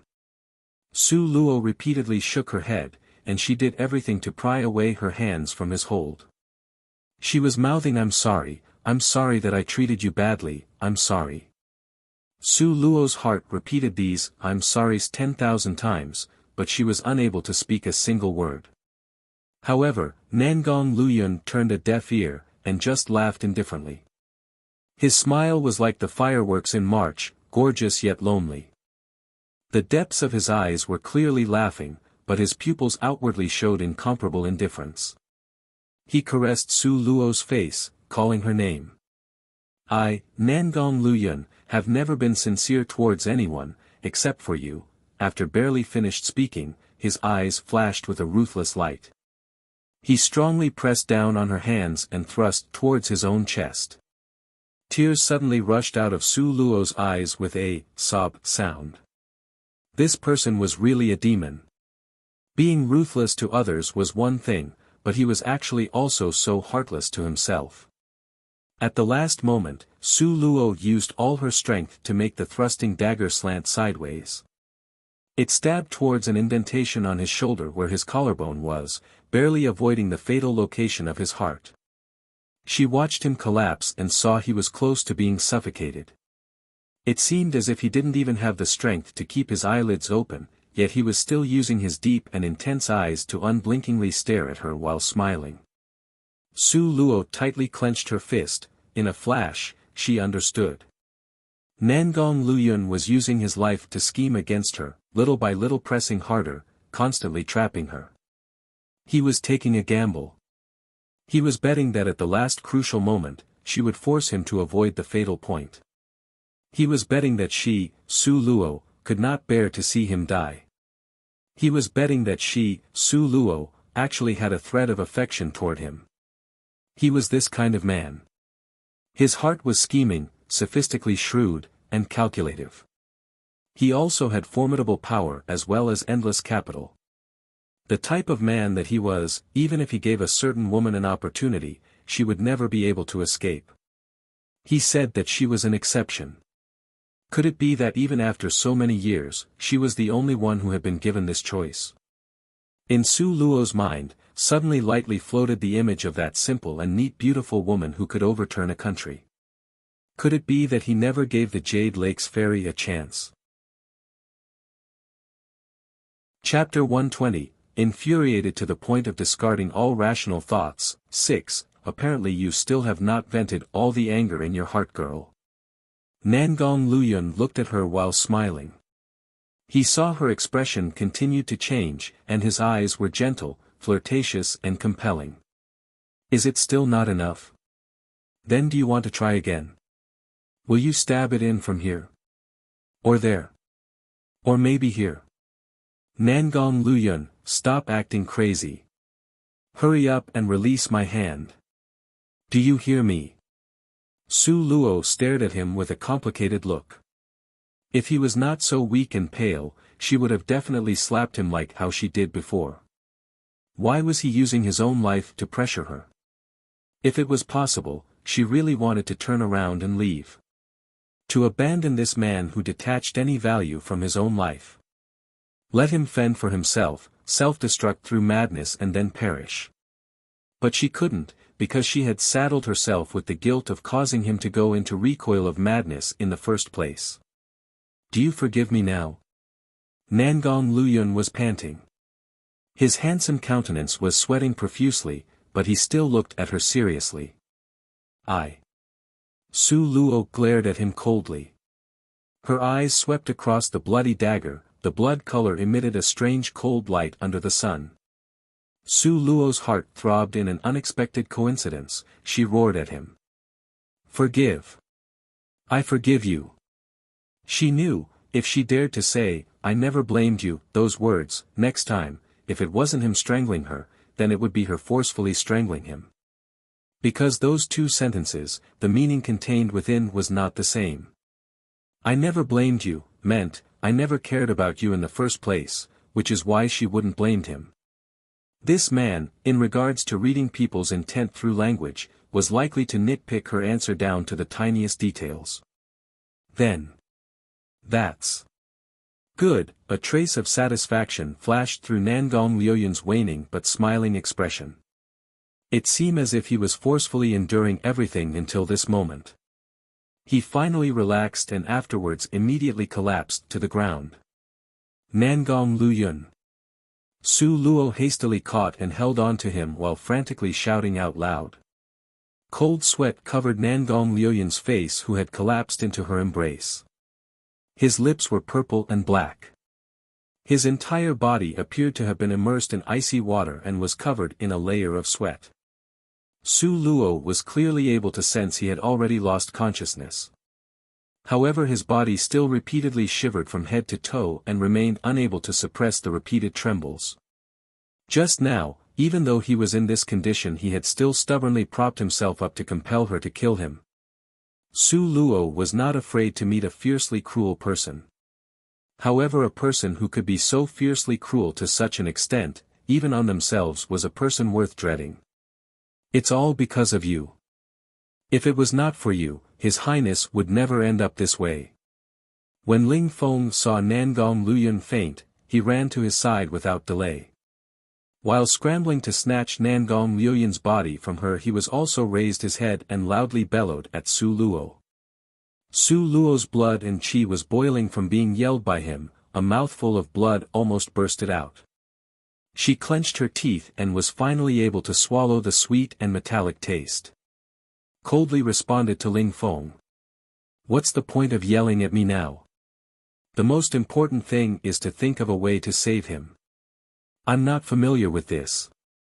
Now it all depends on you.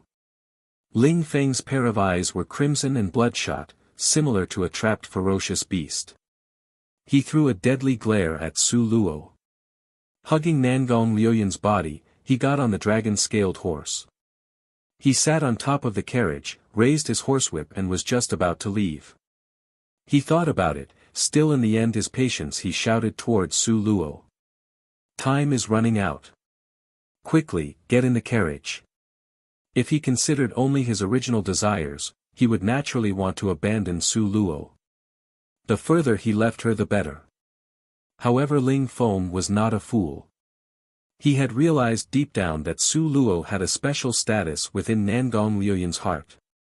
That area was a place that even the Jade Lake's fairy had never touched before. If His Highness was to wake up and not see Su Luo, this evildoer, what terrible things would happen if he went out, once again, to find her. For the time being, Su Luo completely disregarded Ling Feng's nasty attitude. She was only worried about Nangong Luyun.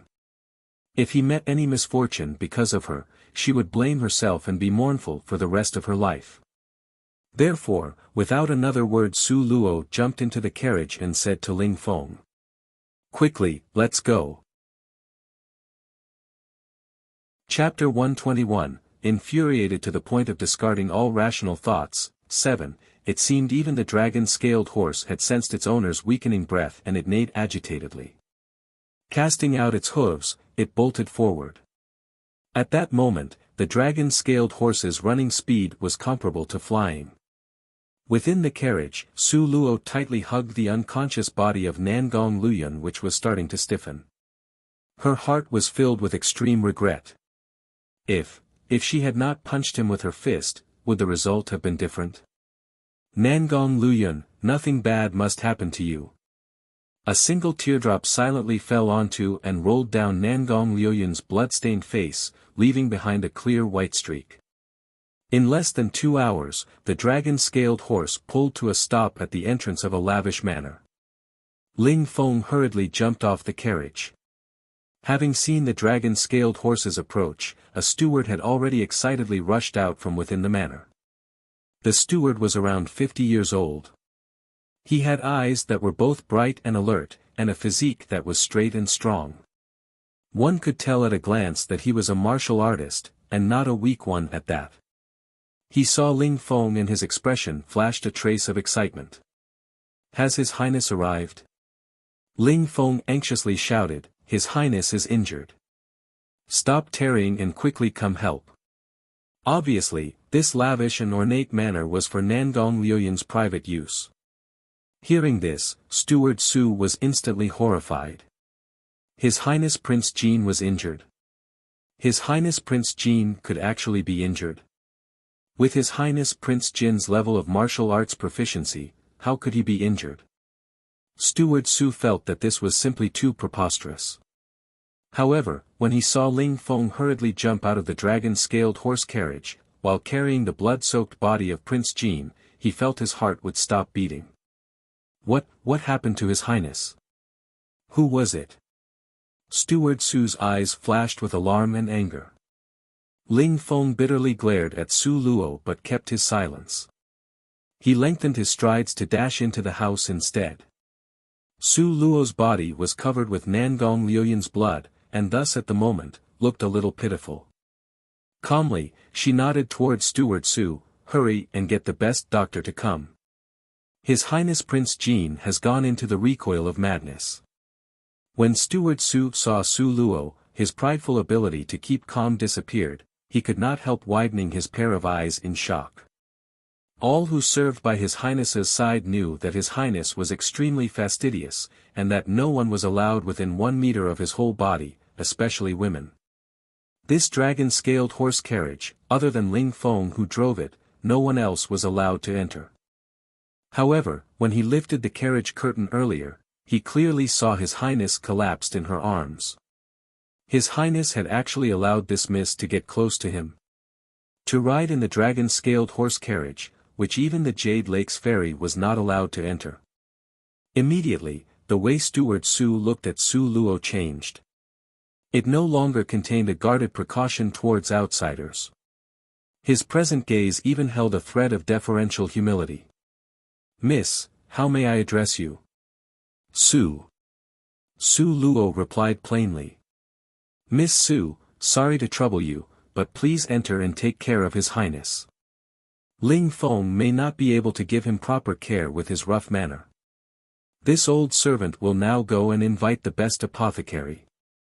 Steward Su nodded solemnly towards Su Luo before he turned away and left, taking great strides. To suffer recoil of madness during cultivation, a general doctor, no matter how brilliant, could do nothing.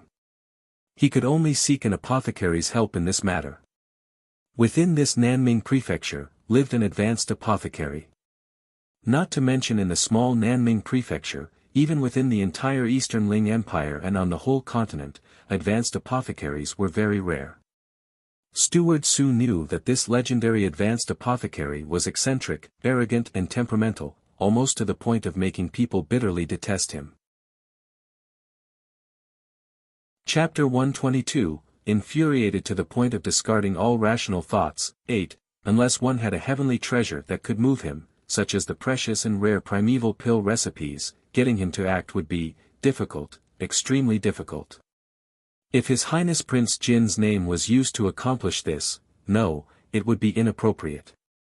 He would not even dignify to the king's request with an answer, much less entertain His Highness Prince Jin.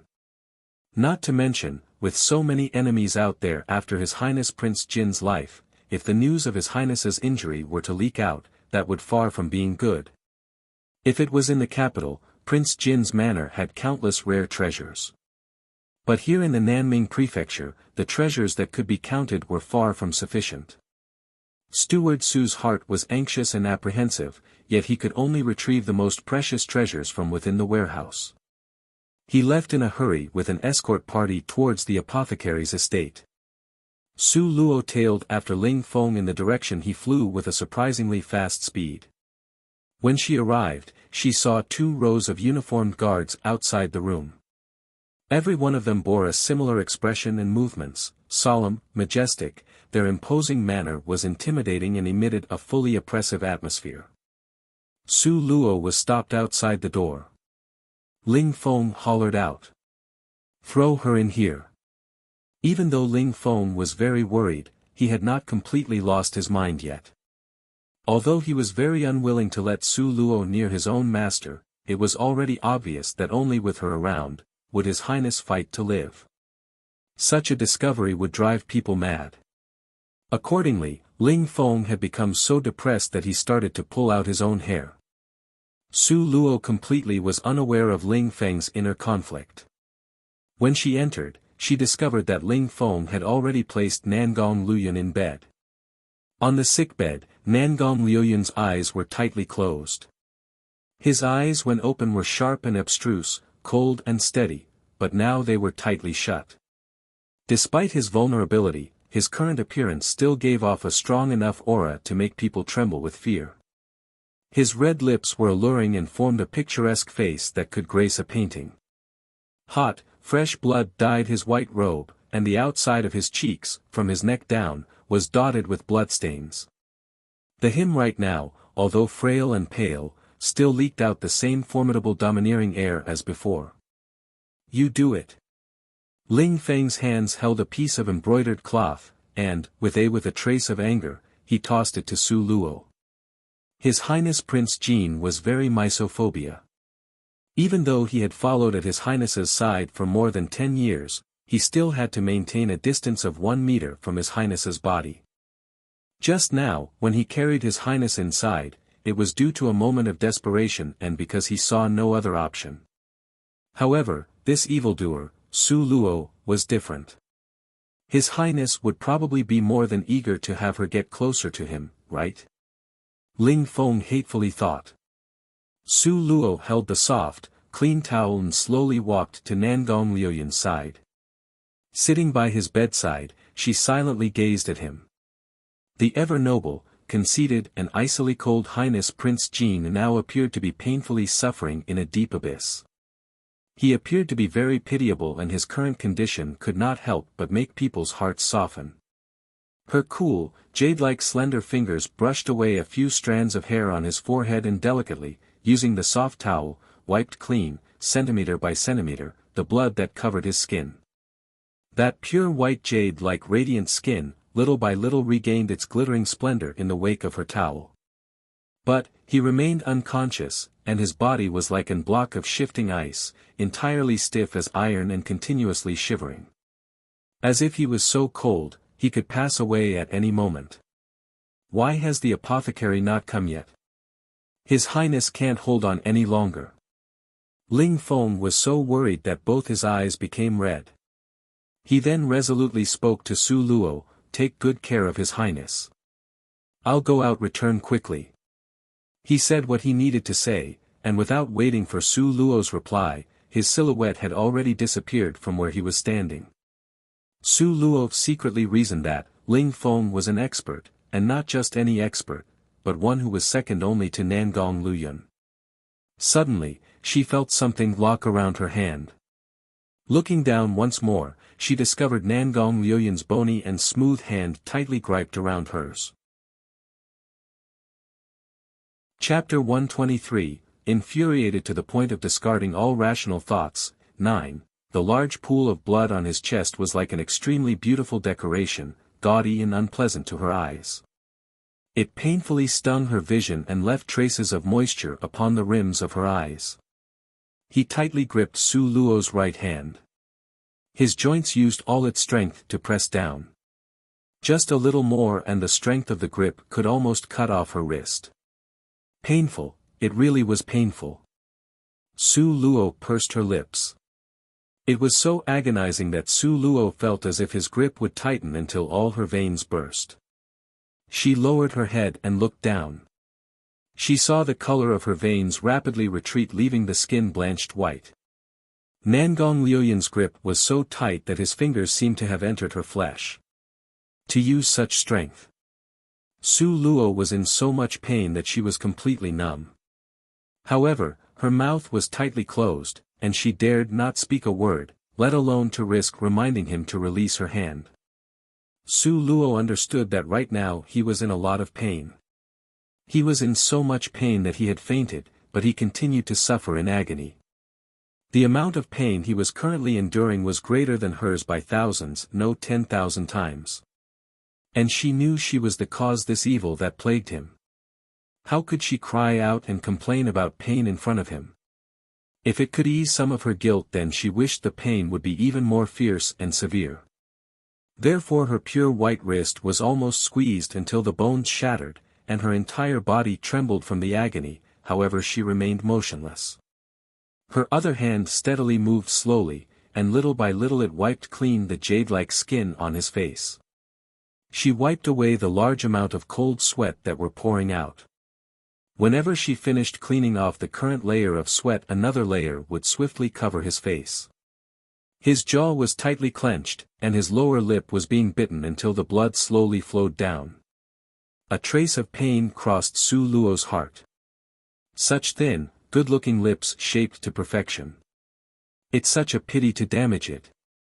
Without thinking, Su Luo extended her finger to prop open his jaw. Pain. In a split second Su Luo's long, shapely eyebrows tensed, her body however was still fixed in place, motionless. Only until this moment was she able to deeply feel how deep was his pain. When Ling Feng entered, this was the exquisite scene that stood frozen in time for him to see. He saw Su Luo's hand that was blanched white from being squeezed, with wrist bones close to shattering, as well as her other hand that was bitten until it was dripping blood. A thread of astonishment flashed through the depths of his eyes, and it was followed by a clear understanding of what had really transpired. Since the first time they met he had always been harsh, unreasonable, and critical of Su Luo. Her very appearance would cause his eyebrows to stand and furrow at her. However, he no longer had the malice and the provocation as before. This was something that was spread afterwards. When Ling Feng quietly retreated outside, he saw Su San hastened over. Behind him followed an elderly man with white hair. Following closely at the heels of the elderly man was a small child with a medicine box. A chill flashed through Ling Feng's eyes. He grabbed Su San the third's shirt collar. Where is the one with surname of Leng? Didn't they go to invite the advanced apothecary Leng Yen? How come the person that came was not him? Su San's entire face was pale, he felt sad and helpless. Steward Su stayed behind at Master Leng's manor, but nobody even saw a trace of Master Leng. Steward Su was helpless and had no other choice but to send us to invite Apothecaries Wa here first. Apothecaries Wa was an intermediate apothecary, which was one level lower than Leng Yen. However, now they could only invite him first to have a look. Steward Su was still trying to think of ideas over at Leng Manor. After Apothecaries Wa entered, he checked his pulse, then meticulously and carefully examined him. He frowned, then said to Ling Feng and Su Luo. "This is too serious, this old man has not the slightest confidence of a cure. It's better to invite Apothecary Leng over to take a look." "If we were able to invite him over, why would we invite you?" Ling Feng did not give him any face and immediately became angry. His Highness Prince Jin's injury almost drove him insane, like the roars of a trapped beast. At any time, he was prepared to pounce toward an enemy. Apothecary Zhuo was also a little helpless. Who told him that he would be so lacking in ability before the current situation? Su Luo watched Nangong Luyun continuously shivering on the bed, frowned and asked. "What would we need to invite that Apothecary Leng over here?" Chapter 124, To Adapt to One's Taste, 1, Difficult, Very Difficult. Apothecaries was sighed. "Unless the treasure you gave could move Apothecary Leng's heart, otherwise, based on how eccentric and proud Apothecary Leng is, he would definitely not personally help to save a life. Even His Majesty the Emperor's royal edict won't work." Su Luo frowned, the position of a apothecary could reach such a height. "Yes, even if His Majesty were to send an imperial edict, it still won't be able to invite him. After all, Apothecary Leng is only the third advanced apothecaries to appear in the country of Eastern Ling." Apothecary Zhuo stroked his beard, eyes filled with admiration. Since apothecaries were extremely rare, the royal family regarded apothecaries as extremely important. They were even accorded with an unusually high degree of freedom. You could even say that if an apothecary wanted to serve the empire, they could just report their name and they would get a high post with a generous salary. A mountain of gold or silver, beautiful women and land grants, as long as their demands didn't threaten the stability of the empire, they could simply name their price. It could thus be seen, what kind of transcendent status an apothecary had on this continent. Su Luo stood up. She silently glanced at Nangong Luyun and then turned her head to Ling Feng to say. "Looks like I have to personally make a trip to Ling Manor, Nangong Luyun will be in your care." Ling Feng's brows tightly knotted. If Steward Su could not invite him over, what kind of method could you have? "It's better that I go." He turned around to leave. If polite words can't invite him over, how about being invited by force? Others may fear to offend Ling Yen, but he, Ling Feng, was not afraid. Su Luo stopped him, her expression was calm and collected. Her tone was very firm. "Believe in me, only I can invite him to come here." Finished speaking, she spoke to Apothecary Zhuo. "I still need to further impose on Apothecary Zhuo to lead the way. Time is limited, Apothecary Zhuo, please." Apothecary Zhuo was curious about what kind of method this miss had to be so confident and boast that she could invite Apothecary Leng to come. Therefore, he readily agreed. Although Ling Feng did not approve, he also did not block Su Luo. After all, this was also a chance at hope. If Su Luo was unable to invite him to come in the end, then he would stake his life and go, even if he had to kidnap Ling Yen to get him here. Who cared about his shitty advanced apothecary title? Ling Manor was located at a secluded place west of the city. It was close to the southern mountains, and there was no sign of human habitation. The surroundings were quiet, secluded and refined. Su Luo got out of the horse carriage. When she saw the scene in front of her, she couldn't help but frown slightly. In front of Ling Manor's door was a wide open space, but a lot of people now kneeled in that space, like a sea of black. From a rough estimate, there were unexpectedly more than 100 people. What was even more shocking was that even with so many people kneeling on the ground, none of them were making a sound. Each and every one of them was like the sculptures in temples, motionless, without words, like a pile of wood. At this moment, the dark red doors opened with a creak sound. From the door walked out a person in an embroidered robe. At one glance, you could tell he was a fair and clear-skinned middle-aged man that lived like a prince. He had both hands clasped behind his back, as he arrogantly, slowly strolled out. He critically scanned the crowd of kneeling people. Whenever he passed in front of a person, the kneeling person would reverently raise up high the tray they were holding with both hands while bowing their heads. The red-painted tray held the precious gift that they brought with them. Some were medicinal herbs that were difficult to find, some were medical books, and some were pearls of jade and crystals. The only thing that was similar was that these stuff, without exception, were not ordinary goods. However, this steward of the Leng Manor's gaze was as cold as the manor's namesake, one. He was haughty and picky. He directly walked past 3 rows and still hadn't seen anything he fancied. The places he passed, those people had difficulty covering up the despair in their eyes. Since the Leng household steward had no indication of being pleased, this told them that they had no chance. While the Leng household steward unhurriedly strolled among these people, he also indifferently sneered. "Trash, all of this is trash. How dare all of you bring these garbage here to fool our master?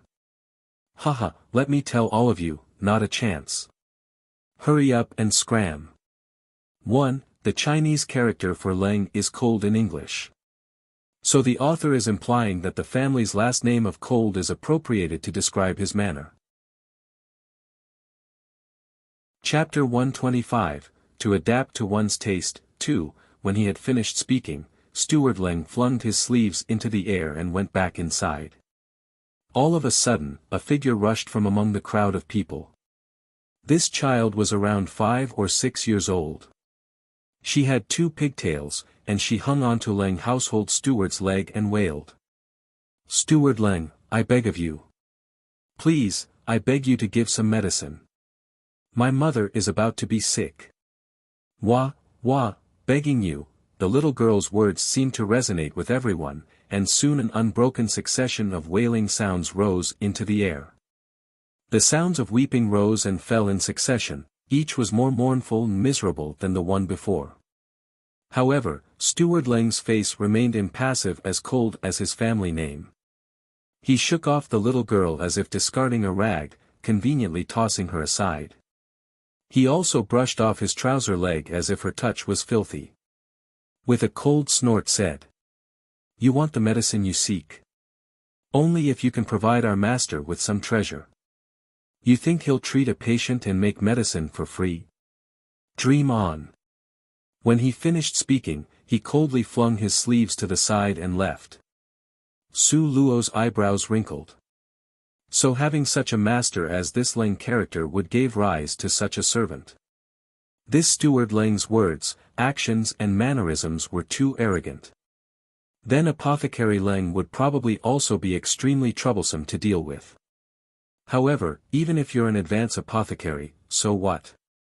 Don't tell me that you could be better than the legendary elder Zihua. His elders spend a lifetime of his own heart's blood to write obscure pill recipes. The book was now in her hands. Furthermore, she also had that world-famous Zihua's medicinal cauldron. How could Apothecary Leng have something of equal value? Su Luo raised an eyebrow to hint at Apothecary Zhua. A wry smile flashed through Apothecary Zhua's eyes. Apothecaries also had arranged ranks among themselves. He, as an intermediate apothecary, waved his status about in front of others. However, in front of an advanced apothecary, he could only be accommodating. And as everyone knows, this Steward Leng had accompanied Apothecary Leng since childhood till now. They were very close, and while Apothecary Leng was wholeheartedly immersed in the study of medicine, he would leave everything else in the care of Steward Leng. Therefore it was always Steward Leng being arrogant in front of others, and nobody dared to be arrogant in front of him. Even take him Apothecary Zhua as an example, when meeting Steward Leng he also could not straighten his spine. Apothecary Zhua put on a smile, called out to Steward Leng who was just about to go back in. Steward Leng turned his head and saw Apothecary Zhua, he frowned slightly. His face had no sign of respect. "Apothecary Zhua, why did you come again? Our master have no time to instructed you in those hideous messy recipes of yours." When he was done with his lecture, Steward Leng didn't even pause before walking into the doors, indicating to the servants that they should close it after him. The corner of Su Luo's mouth rose into a taunting sneer. You think that an advance apothecary could be that extraordinary? A simple steward from your household could be so rude to an intermediate apothecary? Would even dare to close the doors in front of his face? How could he pay so little respect to his counterpart? Glancing again at Apothecary Zhua, she only saw him stroke his own beard. There was no sadness nor joy on his face, as if he had already anticipated the scenarios in front of him. He was not even a little mad by Steward Leng's manner. As if accustomed to such a scenario. It was easy to see Yama the king of hell, but little demons were hard to deal with. No wonder, it's not surprising that even Steward Su couldn't request Apothecary Leng to come. Su Luo coldly smiled, one hand preventing the doors from closing. Her voice firmly stated. Wait a minute. Unexpectedly there were actually someone reckless enough to block the door.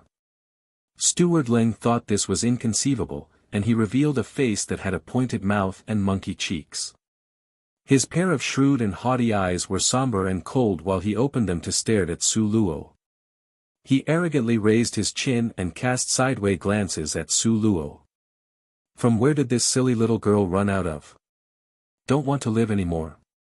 Such a vulgar and rude steward. However, even though he was so capricious and mule-headed, there were still countless number of people kneeling and begging him to accept the gift their family carefully bought and selected using the entire family fortune. This fact again proved to Su Luo that on the continent, the occupation of an apothecary was case for how great a reverence. Chapter 126, To Adapt to One's Taste, 3, Su Luo lifted her eyebrows with a smile that was not a smile. May I ask, is Steward Su in? Steward Su. A complicated expression flashed across Steward Leng's face. Steward Su's identity was mysterious, and was not someone he could casually offend. He stared at Su Luo, turned around, then walked away, but he still left behind a single sentence, let them in.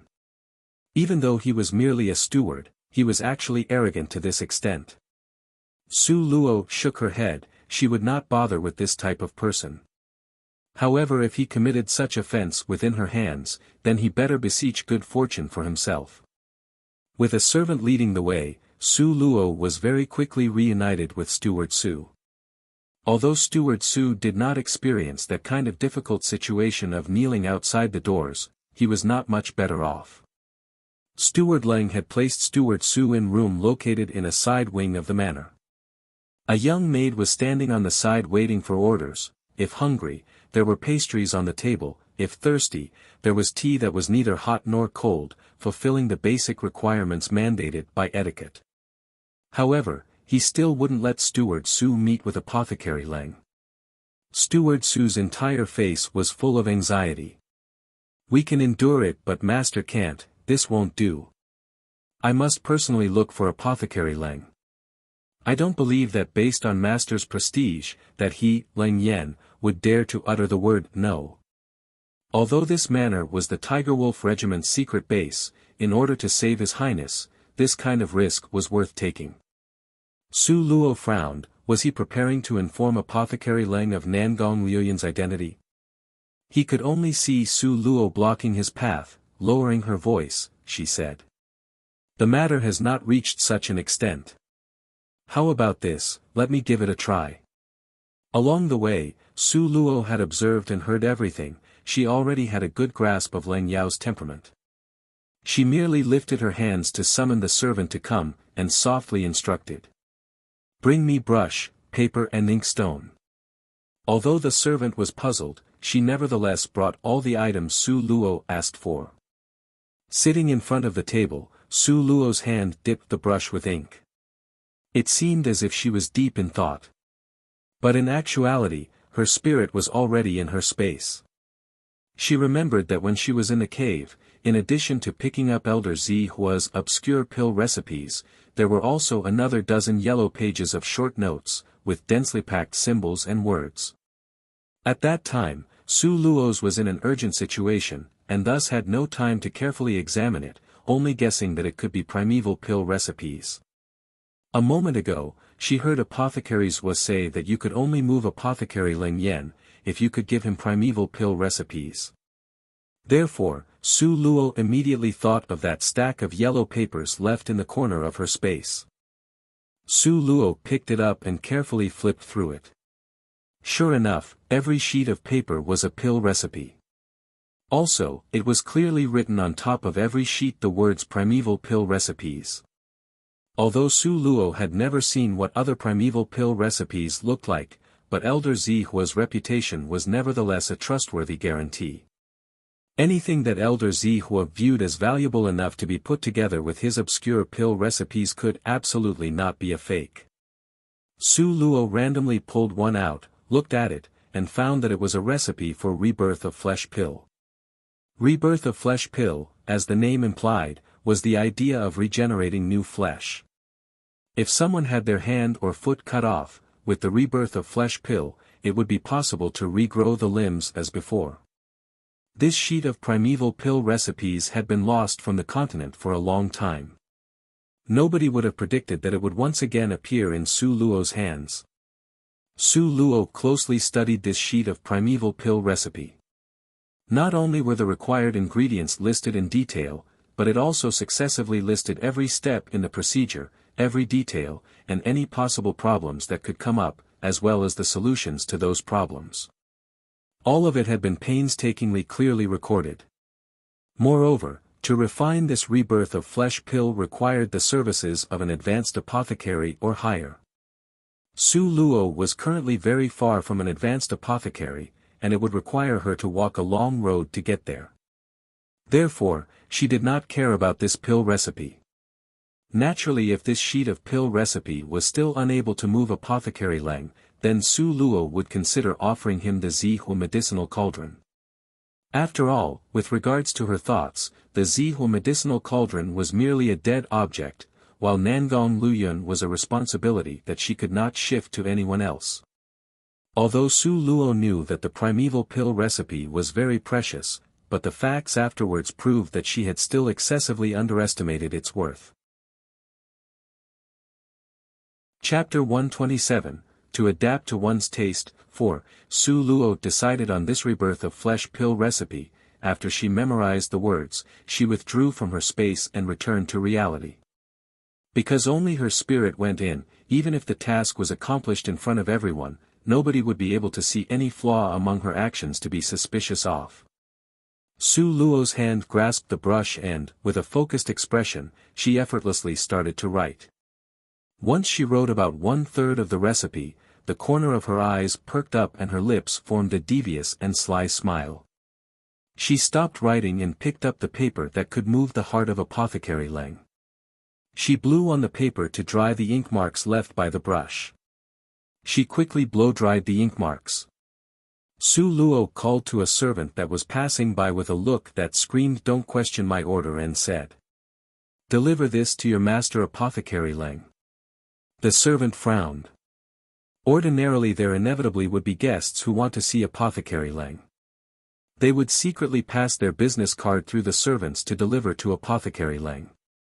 However, according to his knowledge, none of these people ever succeeded, furthermore they had to do it shouldering a huge risk. Therefore that servant without a second thought refused. However, Su Luo only gave an enigmatic smile and said, "Don't refuse so quickly. Don't you know, your chance to achieve meteoric success of a lifetime is certainly dependent on what's written on this paper." After she finished speaking, Su Luo immediately stuffed a heavy silver nugget in the servant's sleeves. Placing the icing on cakes, regardless of it being modern or ancient times, would always be applicable. The servant was also very bold. He didn't have to think very long before nodding his head. He securely folded his sleeves together and quickly left. Watching his back as he left, Su Luo's smile harbored some malicious intentions. In the midst of this encounter, Steward Su had a puzzled and unconvinced expression while watching Su Luo. Only now, did he doubtfully inquire, "Miss Su, you have such certainty of the outcome? What exactly was written on that piece of paper?" Steward Su was very intrigued. Su Luo lifted the teacup while showing no signs of nerves. She took a sip of tea. After putting the cup down, her eyelids dropped slightly while her mouth curved into a smile. It's not me with the assurance, rather that sheet with the pill recipe is determined. Does Steward Su know what the most precious treasure is to Apothecary Ling? Steward Su earnestly said. This is not difficult to guess, it definitely is primeval pill recipes. With regards to apothecaries, all of them had a strong longing for primeval pill recipes. However, primeval pill recipes had already been lost on the continent. Even the parts that were not lost, was hidden within the control of large and influential families. It certainly would not exist within the hands of ordinary apothecaries.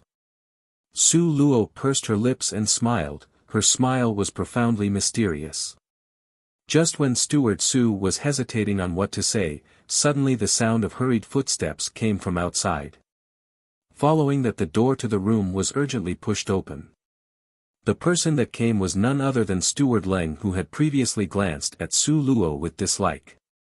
Only gloom could be seen on his grumpy face, those arrogant and critical eyes swept Su Luo a quick glance, while haughtily asked her. Was it you who delivered a slip of paper to our master? Su Luo's gaze was unperturbed. Her snow-white skin gave off an icy and distant impression. She raised an eyebrow at him, not denying nor admitting anything. Steward Leng coldly smiled and sneered. Didn't expect that you, such a girl, would have such a scheme planned. Let me tell you. You are very lucky, for our master had agreed to see you.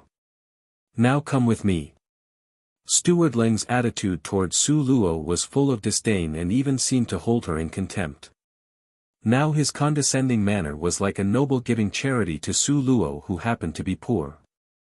Although Steward Su was furious at Steward Leng's attitude, after hearing that Apothecary Leng had agreed to see Su Luo, the corner of his eyes and eyebrows crinkled into a joyful expression. This means it was entirely possible that Apothecary Leng could potentially personally act to save a life. However, Su Luo's behavior made his eyes pop open. Su Luo's face remained calm, her icy glass-like beautiful eyes indifferently glanced at Steward Leng. She turned toward Steward Su and serenely said.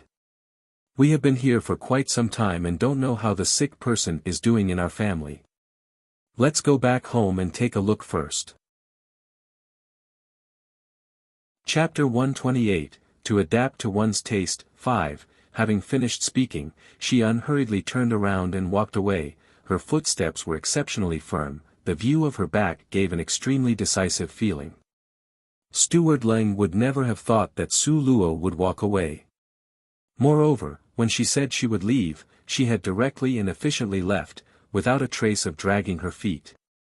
For a period of time, he was somewhat stunned. Among the people who came to seek treatment, who wasn't groveling or trembling with fear? This loathsome girl had no discerning eyes, unable to tell good from bad. Steward Leng had a gloomy look on his face, and coldly sneered at Su Luo. He loudly threatened, once you walk out of this door, you'd better not expect our master to personally undertake the task of medical treatment. You'd better think carefully. This type of threat, for 100 tries, was 100% effective. But, this time was an exception. Su Luo's figure paused, she glanced back and smiled in a charming and touching manner. Steward Leng, I look forward to seeing you again. Finished speaking, with an indifferent expression, Su Luo turned around and resolutely walked out. In fact, Steward Leng really wanted to grab Su Luo and drag her to see Apothecary Leng. However, he didn't know why this calm and tranquil Su Luo gave him a strong feeling of deterrence. It made him acknowledge her, a reverence that prevented him from even resisting her. Steward Leng coldly snorted, darkly cursing her, you loathsome girl who doesn't know what's good for you. If you have the guts to walk out of these doors, then you'd better not come back crying and begging to enter again. Since he was done cursing at her, while heading towards Apothecary Leng's refining room, he also tried to come up with ideas to tattletale on this loathsome girl to get her in trouble. Su Luo walked out of the door. She saw Steward Su's manner, which indicated he was hesitant to speak, and she just gave him a smile. It's okay, relax. We will just wait here for Apothecary Leng. Wait for Apothecary Leng. Miss Su, you could actually say that, even now. Was Apothecary Leng someone who, when a person wanted to see, would actually get to see? Much less even expecting him to personally come out. It was said that for more than 10 years, Apothecary Leng hadn't taken even half a step outside of his manor, okay? Steward Su really wanted to yell at Su Luo, but seeing her pretty and delicate manner, he really hadn't the heart to do so. Such an opportunity like this that was hard to come by, was wasted by her. Steward Su panted with rage and turned his face away. The corner of Su Luo's mouth arched up slightly, a smiling expression flashed through her eyes. Her heart was very certain. Since the haughty and arrogant Steward Leng could personally invite her, then it was enough proof that Rebirth of Flesh pill recipe had already fallen into Apothecary Leng's hands. Since that half a page of only a third of primeval pill recipe had already fallen into Apothecary Leng's hands. With Apothecary Leng's gaze, why should she worry that the other side wouldn't know what it was? Currently, as the seller at the marketplace, she, Su Luo, was the real boss. No matter how rude and unreasonable Apothecary Leng was, what could he possibly do to her? He would definitely still come and beseech her. Su Luo's mouth turned up into a cold and cruel smile. She was looking forward to the raging tempest that Steward Leng was about to encounter. Speaking of Steward Leng, who was rejected by Su Luo. Afterwards, he had taken large strides towards Apothecary Leng's refining room. However, before he could even knock on the door to ask permission to enter, those eternally closed doors abruptly opened. At the door was an impatient and deeply worried face. This was a 40 to 50 years old middle-aged man. He had a scrawny figure, and his hair and eyebrows were a complete mess. He had a manner that showed he didn't care about his appearance. The white robe on his body had stains all over it. He looked somewhat disheveled and unkempt. Before waiting for Apothecary Leng to speak, Steward Leng had already started to complain. Master, that loathsome girl doesn't know what's good for her. This servant, under your orders, went to invite her, but who would have thought that she would unexpectedly stand up, turn and leave? She was beyond hateful. Apothecary Leng's eyes suddenly became severe. He grabbed Steward Leng by the collar, while grinding his teeth, asked. What did you say? Steward Leng thought Apothecary Leng was infuriated because his pride had been provoked. He was overflowing with joy, which increased his courage to make up something more sinister, even though initially there was nothing to complain about. That loathsome girl also said. She said that there was nothing amazing about you. Not wanting to meet is fine, but she never placed you in her eyes as being worthy of respect. Chapter 129, To Adapt to One's Taste, 6, Truly Hateful. Apothecary Leng cursed loudly. Steward Leng's heart was overjoyed, however, before his smile could reach his eyes, he was thrown to the ground by Apothecary Leng, who then harshly scolded. It must be you, you repulsive servant, who arrogantly and rudely slighted her. Humph. If that mist disappears, see how I will fix you. Even though he had finished speaking, Apothecary Leng's fury had not subsided, thus he kicked Steward Leng's face with his foot. He immediately rushed out in his dirty and stained work clothes. Steward Leng held his head that was dizzy and confused from being kicked. He was so depressed that he was about to go insane. Up to now, he still wasn't clear why such a small piece of paper would have such great charm. It actually made his master immediately run out, abandoning the medicinal pill which he had been working on for 79 days, without a thought. Since Steward Leng was able to keep his position for many years, he could not be a complete idiot. He crawled up and staggered along, chasing after Apothecary Leng's silhouette to the manor's gate. Apothecary Leng dashed to the doorway, and saw a sea of people dressed in black in front of the gate. However, he didn't know who among them was the mist that had written the primeval pill recipe. As for the dense mass of people in front of the gate who hadn't ever met Apothecary Leng, they thus were unable to recognize that the dirty, unkempt old man in front of them was the one they had been crying and begging to meet. Exactly at this time, Steward Ling also came out, taking large strides towards Su Luo. His expression had completely changed. He was no longer arrogant, rather, he now had a fawning manner. He flatteringly smiled and stood in front of Su Luo, blocking her path. "This miss, please wait. My master has personally come, look there." Su Luo serenely shot him a quick glance, and turned to the direction he was looking at. Rebirth of Flesh Pill Recipe. Apothecary Leng's face had an excited and moved expression as he opened his mouth to inquire. Su Luo only smiled and handed him another piece of paper. Su Luo had already divided the Rebirth of Flesh Pill recipe into 3 parts. The first part had already been given to Apothecary Leng, now, she handed over the second part. Su Luo calmly watched Apothecary Leng. She didn't believe that this wouldn't entice him. Sure enough, as Su Luo had expected, Leng Yan, this person, was a pure medicine fanatic. He had characteristics similar to an artist. He didn't care about his appearance, nor could he be bothered with trifles. His entire body and mind was engrossed in the occupation of refining medicine. Because of this, he was willing to struggle for a lifetime. Everything else in his eyes were total. "I want to invite Apothecary Leng to save a person. I don't know if Apothecary Leng will come." Su Lu faintly smiled when she saw Apothecary Leng burying his entire face in that piece of paper. "What about the last part of the recipe?" Apothecary Leng had an excited expression that was hard to conceal. "If you can cure the person, then naturally I will offer this recipe with both hands."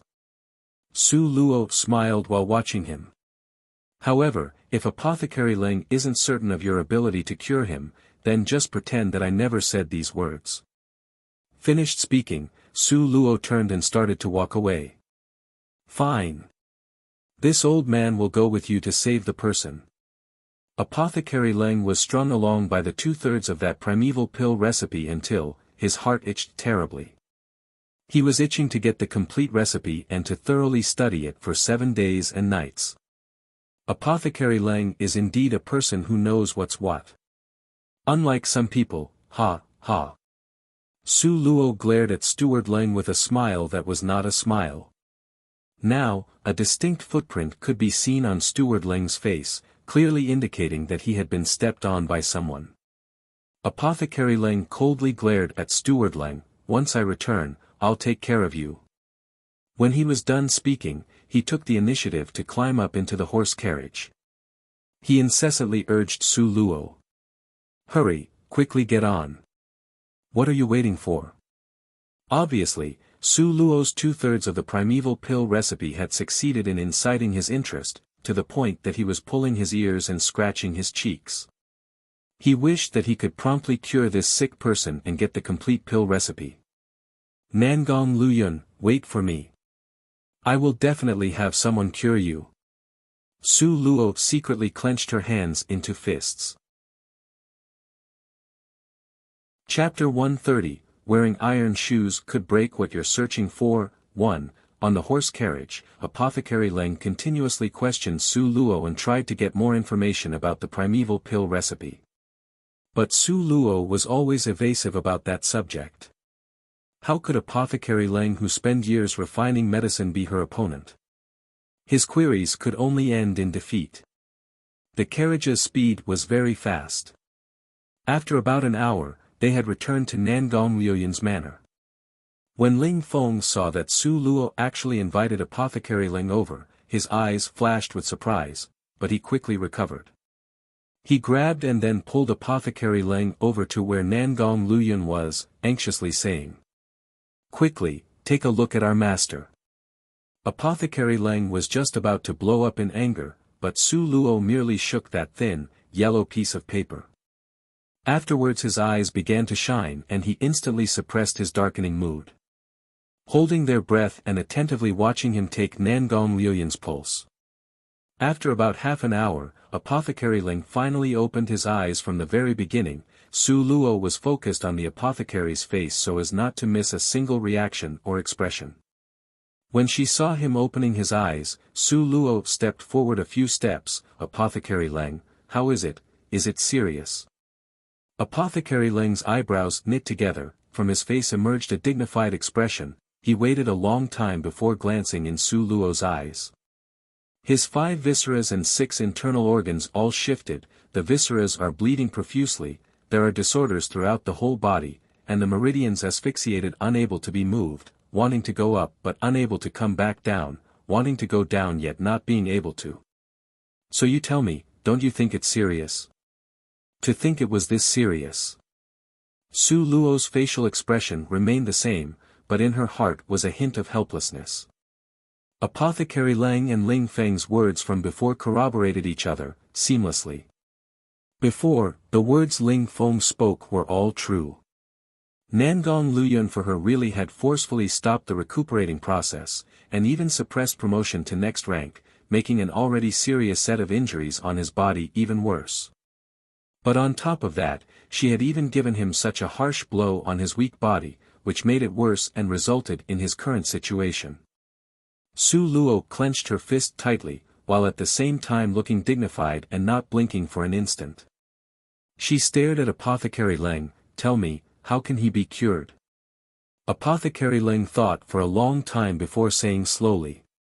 Curing him will be difficult, very difficult. Tell me. Su Luo and Ling Feng said in unison. Only, to make Apothecary Leng say it is very difficult, these words meant. Su Luo and Ling Feng were both very nervous. Exactly how difficult would it reach? Apothecary Leng rubbed his smooth chin, pondering for a while, before responding. We need crystal stones, a lot of green-ranked crystal stones.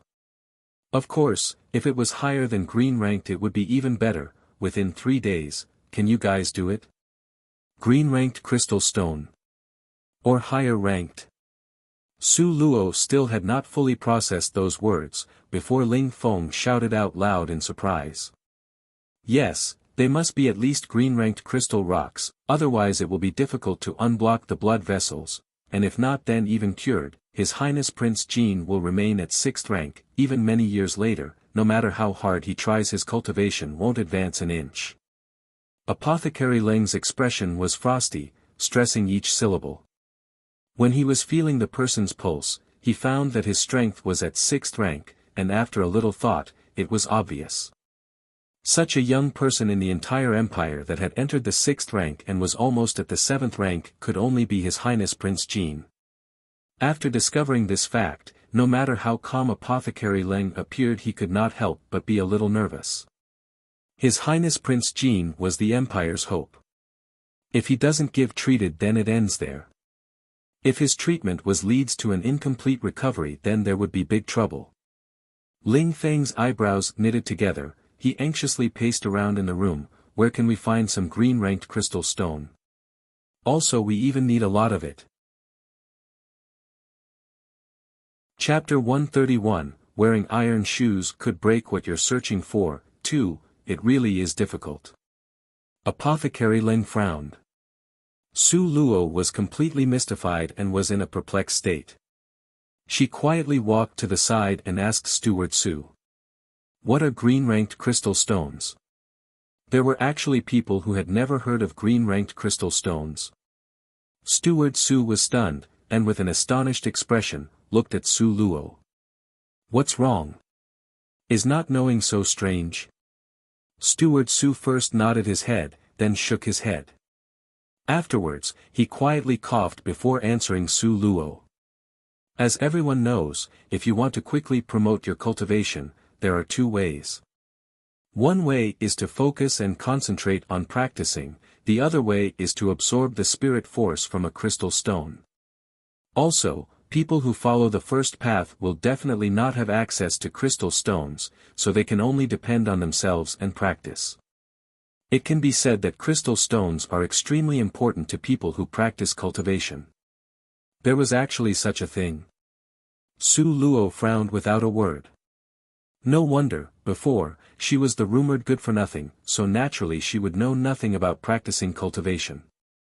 Steward Su continued to say. It said that crystal stones are also divided into 7 types based on their characteristics. It follows closely with the spirit strength system, and is divided into red, orange, yellow, green, cyan, blue and purple, altogether 7 types. However, there are very few crystal stones on this continent. Moreover, the most abundant are the 3 types red, orange and yellow. There are very few green-ranked crystal stones. As for the 3 types after that, cyan, blue and purple, they are even rarer. Therefore, wanting to find green-ranked crystal stones within such a short period of time, how could it not be an extremely difficult matter? With the imperial family's strength, there ought to be some in the great inner storehouse for materials. However, this place is a great distance away from the imperial capital. Even if you were to ride on the dragon-scaled horse, there still won't be enough time. Steward Su was so anxious that he was pacing around in circles in the room. Su Luo was also worried and anxious. What crystal stone? In the end, what kind of stuff was it? Let alone asking her to search, she had never even seen it before. Ling Feng suddenly stood up and directly ran out, leaving behind only one sentence. I'll go search. Ling Feng took Prince Jin's writ plate, 1, to the garrison within the city. He turned the warehouse there upside down, almost making the provincial governor suffer an anxiety attack. Even then, he was only able to collect 3 green-ranked crystal stones. There were a lot of red, orange and yellow crystal stones, but these were only treasures to ordinary people. Whereas to Nangong Luyun, as a 6th-ranked martial artist, these crystal stones were already useless. Ling Feng immediately ran to the mercenary union and issued a task to collect green-ranked crystal stones. 1 green-ranked crystal stone could be exchanged for 100,000 gold coins. This exchange ratio was extremely high, therefore, the entire city became lively from excitement. Countless people began to transmit this information. Finally, Ling Feng escorted a carriage of stones and returned to the manor. When Su Luo came out, she coincidentally saw Ling Feng, carrying a basket full of rocks that weighed 2,000 kilograms, hurriedly walking into the courtyard. Quickly, everyone get a basket of source stones. If anyone can cut out a green-ranked crystal stone, the reward is 500 kilograms of gold. Ling Feng heroically said. Once the order was spoken, suddenly, all the subordinates within the manor were filled with passion. People, because of wealth, could receive heaven's punishment and get wiped out from the earth. What's more, this wealth could be gained in an upright and proper manner. These are the stones. When Su Luo's gaze landed on these stones, she couldn't help but be somewhat distracted. Why did she feel that these dense massive stones were somehow familiar looking, as if she had seen it before in some place? These are the source stones for crystal stones. Ling Feng lowered his voice to explain. Source stones are very strange. No matter how strong the martial artist, they still cannot see into the stone at a glance. Within these source stones, some only contain regular rocks, while other, once cut, would reveal red, orange, even yellow and green crystal stones. Without cutting into the source stones, nobody can tell. Su Luo fixed her gaze on these dense mass of stones, and a light flashed in her mind. These are the source stones for the crystal stones. 1. A writ plate from the royal family is usually a gold, handheld plate that has words carved on it. People holding one from the royal family, basically identifies them and their power. The plate given by the emperor himself represents his words, so everyone would kneel and obey when they see it. Chapter 132, Wearing iron shoes could break what you're searching for. 3. Yes. All of it came from the nearby specific crystal stone mining sites, and I picked up only the ones with most potential. But to cut out a green-ranked crystal stone is still very hard. Ling Feng's forehead was wrinkled since the beginning. His entire attention was focused on the scene of a crowd of people cutting stone. His gaze was like an eagle's, unblinkingly watching. However, according to Ling Feng and Apothecary Leng's words, green-ranked crystal stones were really rare. Even if over 10,000 orange crystal stones were cut out, you still may not find a single green-colored crystal stone. Although this bunch of source stones were all of the best quality with the highest potential, however, after an afternoon of cutting, a total of 500 red-colored crystal stones, 100 orange-colored crystal stones, and 5 yellow crystal stones were cut out. As for green-ranked crystal stones, not even a shadow of them was seen. After seeing the outcome, Ling Feng's expression was very ugly.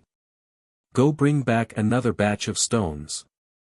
I don't believe that I can't even cut out a single green-colored crystal stone. Ling Feng loudly commanded. He was so anxious that his entire palm was sweating. His heart was clearly worried. He was full of fear and dread. Su Luo asked Apothecary Leng. In the end, how many green-colored crystal stones will be enough? Shouldn't you at least give a range, after all? Apothecary Leng thought about it and said. The more the better, however, at the very least, 50 green-colored crystal stones. 50. Su Luo was depressed. Ling Feng had flipped the entire city upside down and had found 3 green-colored crystal stones. Apothecary Leng opened his mouth and immediately asked for 50, wasn't the difficulty too extreme? Apothecary Leng answered. In fact, it doesn't necessarily require green-colored crystal stones. If there were cyan-colored crystal stones, then 10 is enough. For blue-colored crystal stones, only 2 will be enough.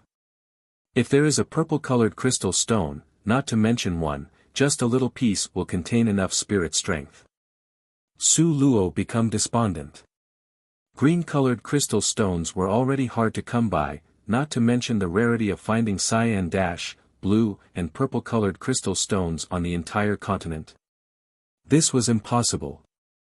She saw Ling Feng running over to cut stones, and Su Luo's mind lit up. How could she have forgotten? There were more than 10 dark-colored mass of source stones in her space. At that time in Elder Zihua's cave, she had nearly abandoned them, but she swept them up when she found that they could expand her space. Su Luo found a secluded place and with a thought, her spirit entered her space. The space was a little crowded, but in that crowded space, what did Su Luo see?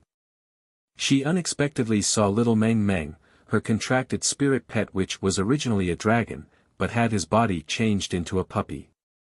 He used a human-like manner to sit on the floor with legs crossed, in front of a pile of source stones the size of a small mountain. But the him right now was unexpectedly cupping a source stone with both hands. Su Luo thought her eyes were seeing things. So she rubbed her eyes. But the scene in front of her eyes did not change. Her cute and adorable to the point of making people burst, little spirit pet, like peeling a banana, was, from top to bottom tearing strips off from the source stone.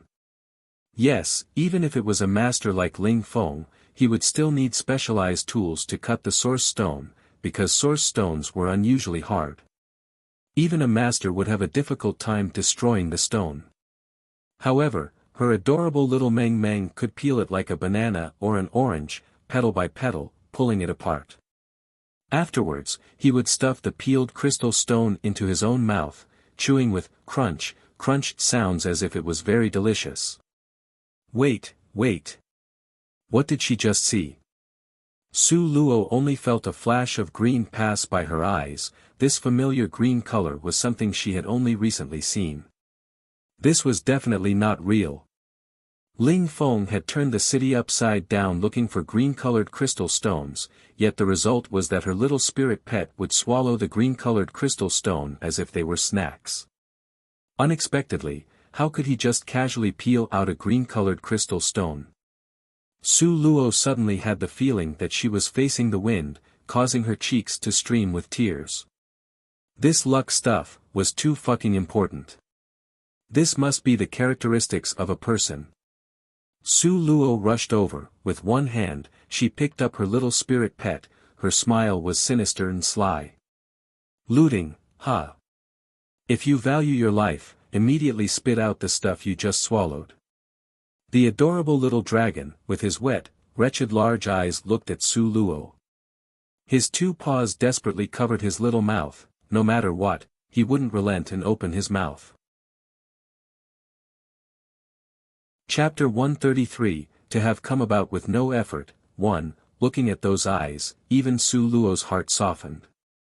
Okay, that piece can just be your payment, but for the rest of these, you are not allowed to eat them on the sly. Su Luo looked down at the scattered pile of source stone waste products, and her heart felt a dull ache of pain. She directly knocked on the adorable little dragon's head. You spendthrift. Those weren't melon seeds or peas, but green-ranked crystal stones, okay? Ling Feng had announced that one could be traded for 100,000 gold coins. The adorable little dragon was completely oblivious as to why his master had a painful expression as he chewed on his gourmet food with crunch, crunch sounds. He was bouncing up and down, looking very cheerful. Su Luo picked him up and placed him into her arms. Then, she made him sit cross-legged in front of her. Looking at the pile of stones in front of her, Su Luo wanted to try her luck. Therefore, she selected carefully and chose a stone to give to the adorable little dragon. This baby's manual labor skills was much faster than the tools used for cutting. Not utilizing free labor was such a waste of resources, and it was also a shame. The adorable little dragon acted as free labor on his own initiative. He received that piece of melon-sized stone, and suddenly, he turned his head, using those pair of large eyes, which were clear as water, to look at Su Luo. It was as if he was a bit confused on why Su Luo would choose this piece of stone. Su Luo rubbed his forehead, urging him. This piece will certainly be able to produce a green-ranked crystal stone. Okay, stop dawdling, just like how you peel oranges, open it, it will be fine. Okay. The adorable little dragon was still a little puzzled, but with his master's command, he firmly carried out the order. Su Luo sucked in a breath, her eyes wide and unblinking as she carefully stared at the piece of source stone in the adorable little dragon's hand. She watched that slightly brown source stone being peeled apart piece by piece, slowly revealing the crystal stone within. Yellow. Su Luo couldn't believe it. She snatched it with one hand and studied it carefully. Confirming that, it really was a yellow-ranked crystal stone. Although yellow-ranked was pretty good, it was useless to Nangong Luyun. Su Luo depressingly threw the yellow-colored crystal stone aside. After looking around for quite a while, she picked a striped, grayish-colored source stone. She solemnly handed it over to the adorable little dragon. Come, good boy, put a little bit of effort into your little paws, peel out a green-ranked crystal stone. Su Luo coaxed little Meng Meng. Whether or not a green one would come out, would all depend on those cute little paws. Poor little Meng Meng was unconsciously weighed down with a heavy burden.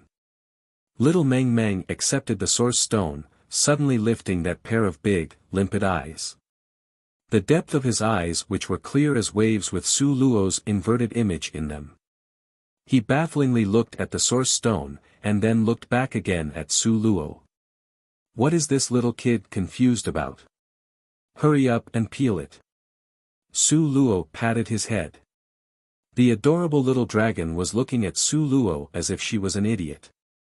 He lowered his head and resolutely began to peel the piece of source stone Su Luo had picked. After it was peeled, with a single look at that color, Su Luo's face immediately fell. Her luck was really bad. It was even worse than the first time. At least the first time she had gotten a yellow-colored crystal stone, this time it wasn't even yellow, but orange. Su Luo rubbed her temples. She was a bit annoyed, but finally, she managed to cheer up. I don't believe my luck can continue to get worse and worse. Come, peel this one. This time, Su Luo did not carefully pick and choose, she directly picked up the nearest source stone, that was about as big as a watermelon. She energetically handed it over to the adorable little dragon. Since it depended on luck, then there was no point in picking carefully. If there was luck, you could even find a good one with closed eyes. If there was no luck, even if you had a piece of purple-colored crystal stone in your hand, it would be swindled by somebody else. Chapter 134, To have come about with no effort. 2. This time the adorable little dragon still used that pair of dark-colored eyes to look at Su Luo. Only this time, the sympathy in his eyes was even more obvious, to the point that even Su Luo could almost see it. The result, when it was peeled, she checked. Su Luo nearly knelt down, almost giving up. What kind of shitty luck did she have today? Her luck was simply disastrous to possess. The results had gotten worse each time. The first time wasn't bad, a yellow-colored crystal stone came out. The second time, she had peeled out an orange-colored crystal stone, and the third time, it turned out to be a red-colored crystal stone. It was such a big piece of red-colored crystal stone too, she really wanted to cry but lacked the tears. Su Luo thought, if she picked another one, would it end up with nothing inside of it? Su Luo's hands supported her forehead, she sat there looking depressed. She dispirited looked at her pair of hands that had bad luck. The adorable little dragon looked confusedly at his dispirited master, crooked his head pondered for a bit. He had a feeling that he couldn't help, consequently he sat on top of the pile of source stone to obediently play by peeling more stones. That lovable appearance was like a little child playing in must, just looking at the scene would make anybody's heart soften. Su Luo was in the midst of being depressed, when suddenly, a piece of green thing appeared in front of her. She subconsciously lifted her eyes and looked up, and was surprised to see a piece of green-colored crystal stone. Moreover, it even turned out to be as big as a fist in size. Su Luo looked blankly at that piece of green-colored crystal stone, then following the stone she looked up. She saw a pair of furry little paws, and further up, was the adorable little dragon's cute little face. Okay, Su Luo felt jealous. Why was it, that when she had spent so long picking stones, she couldn't even get a single green-colored crystal stone? However, the adorable little dragon soon after would grab one. And how come it was even such a big piece? It really made people feel jealous, don't you think so? But, just being able to find it was great. Su Luo excitedly rubbed the adorable little dragon's head. Her mood immediately lifted like the clear skies after the rain. Quick, help master find a few more pieces of these. Su Luo felt it her luck was terrible, so she would just not use her own hands. She let the adorable little dragon to directly pick and choose. Making her happy, but also a little depressed was that the adorable little dragon's luck was simply too good. Good luck couldn't even be used to describe it, he was simply bursting with luck. The first piece, when peeled out, was a green-colored crystal stone. The second piece, when peeled out, was a green-colored crystal stone. The third piece, when peeled out, was another green-colored crystal stone. This, what kind of luck was this? Su Luo was excited that her cheeks were streaming with tears, both eyes were red. Suddenly, Su Luo's mind flashed with an idea. She realized that previously, she had missed something. Previously, when the adorable little dragon was looking at her with his clear watery eyes, they were full of sympathy. He was full of sympathy towards her. What could this mean? This meant that even when he picked up the source stone, he had already known if there was a crystal stone inside or not. He could also tell what color the crystal stone inside was, thus he would use that perplexed and sympathetic eyes to look at Su Luo. To have been pitted by this little guy, Su Luo felt like she wanted to cry again. Whether or not this was true, there needed to be proof. However, to prove it, was actually really simple. Su Luo smilingly placed the adorable little dragon in front of the pile of source stones, coaxing him, saying, "Good boy, help master look for a cyan-colored crystal stones, okay?" Cyan-colored? The adorable little dragon wrinkled his nose a bit from the difficulty of it, but he still strictly followed the orders of his owner. His pair of petite little paws seemed to contain strength to lift 500 kilograms. Piece by piece he threw aside the source stones on top, digging straight to the bottom of the pile. Finally, he accurately grabbed a small, fist-sized source stone and handed it to Su Luo. Inside this is a cyan-colored crystal stone. Su Luo half believed and half doubtful while pondering about this piece of source stone. Chapter 135, To Have Come About with No Effort, 3, The adorable little dragon's articulation wasn't too clear, but he nodded firmly.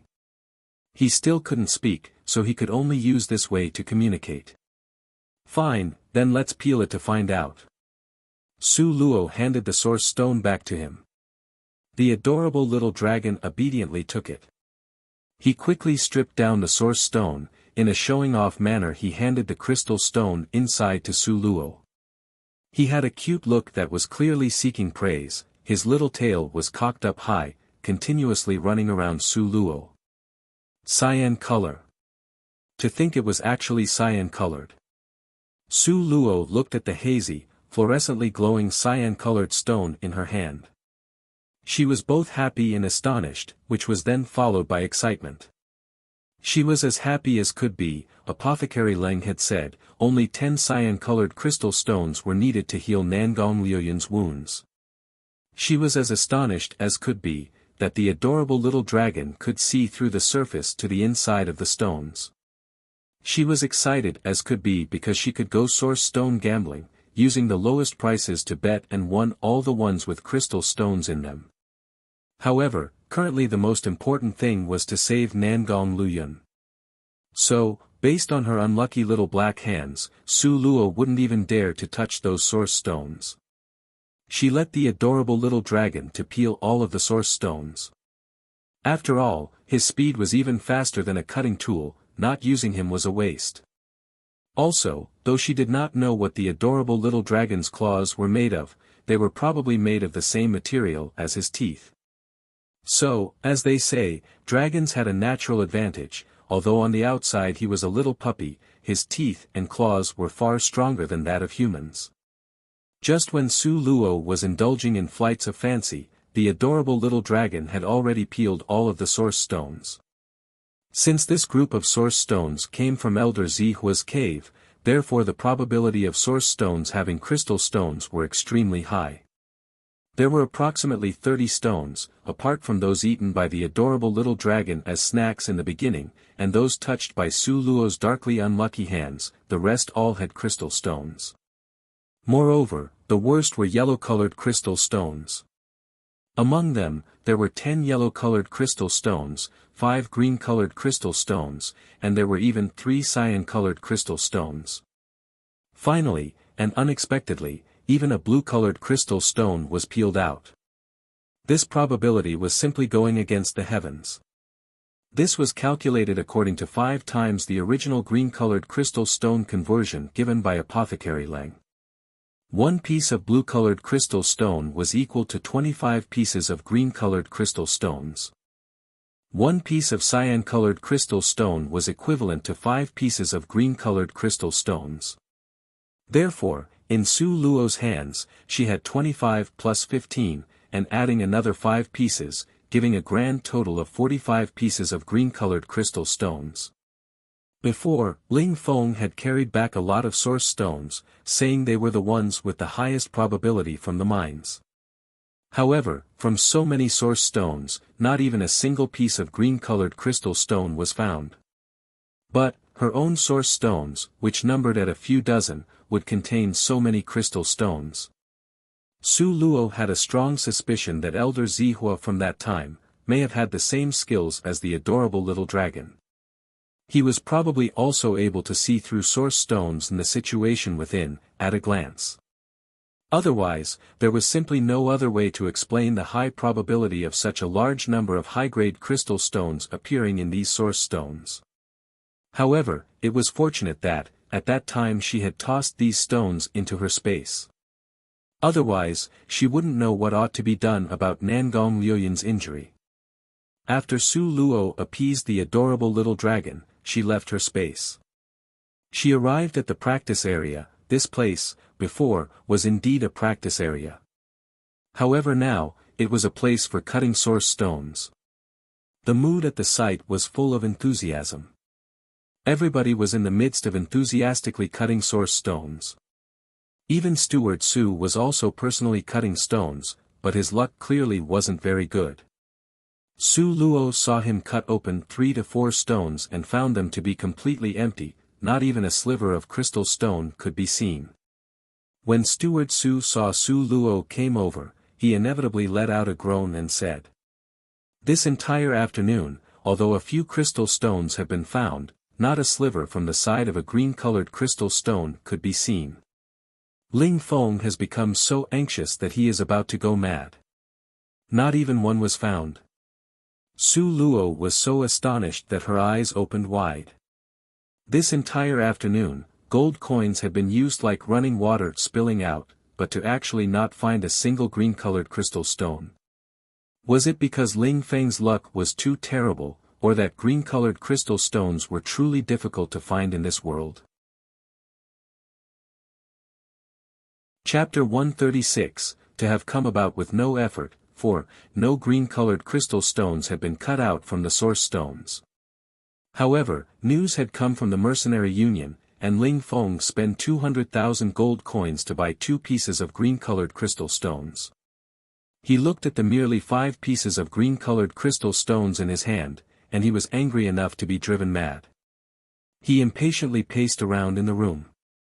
He had spared no expense and used all the manpower and physical resources, and yet he had barely managed to obtain 5 pieces. Apothecary Leng had demanded 50 pieces. How could this be enough? It was not enough to even scratch the surface of what was required. Su Luo saw Ling Feng's appearance, which seemed as though he was about to fall apart.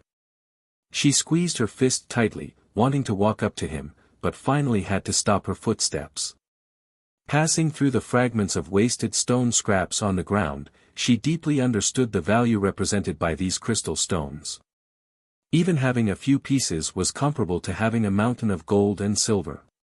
Yet, by what means could she take out the crystal stones smoothly without making herself look suspicious? This was a difficult problem. Suddenly, a bulb lighted up in her head. Hadn't Ling Feng given an request at the mercenary union? Couldn't she just drop off the crystal stones at the mercenary union? At that time, she would receive a huge amount of gold coins. However, upon closer scrutiny, she could not do it. Without even first considering the consequences of the mercenary union leaking her identity, just thinking of those several tens of millions of gold coins, she had no way to transport it all away. Although she had her space, it also wasn't omnipotent. Right now, it was already practically filled to the brim and would be unable to fit all those gold coins. Then, how could she give these crystal stones to Ling Feng? Su Luo somewhat anxiously wandered around the courtyard, holding little Meng Meng in her arms. Others were worried about not finding crystal stones, while she was worried about having too many crystal stones. If others were to find out, they would be so infuriated to the point of spitting out blood. Su Luo thought about it, and in the end, she still couldn't find an absolutely safe plan. She might as well just straightforwardly throw it out there, since a broken jar wasn't worth smashing anyway.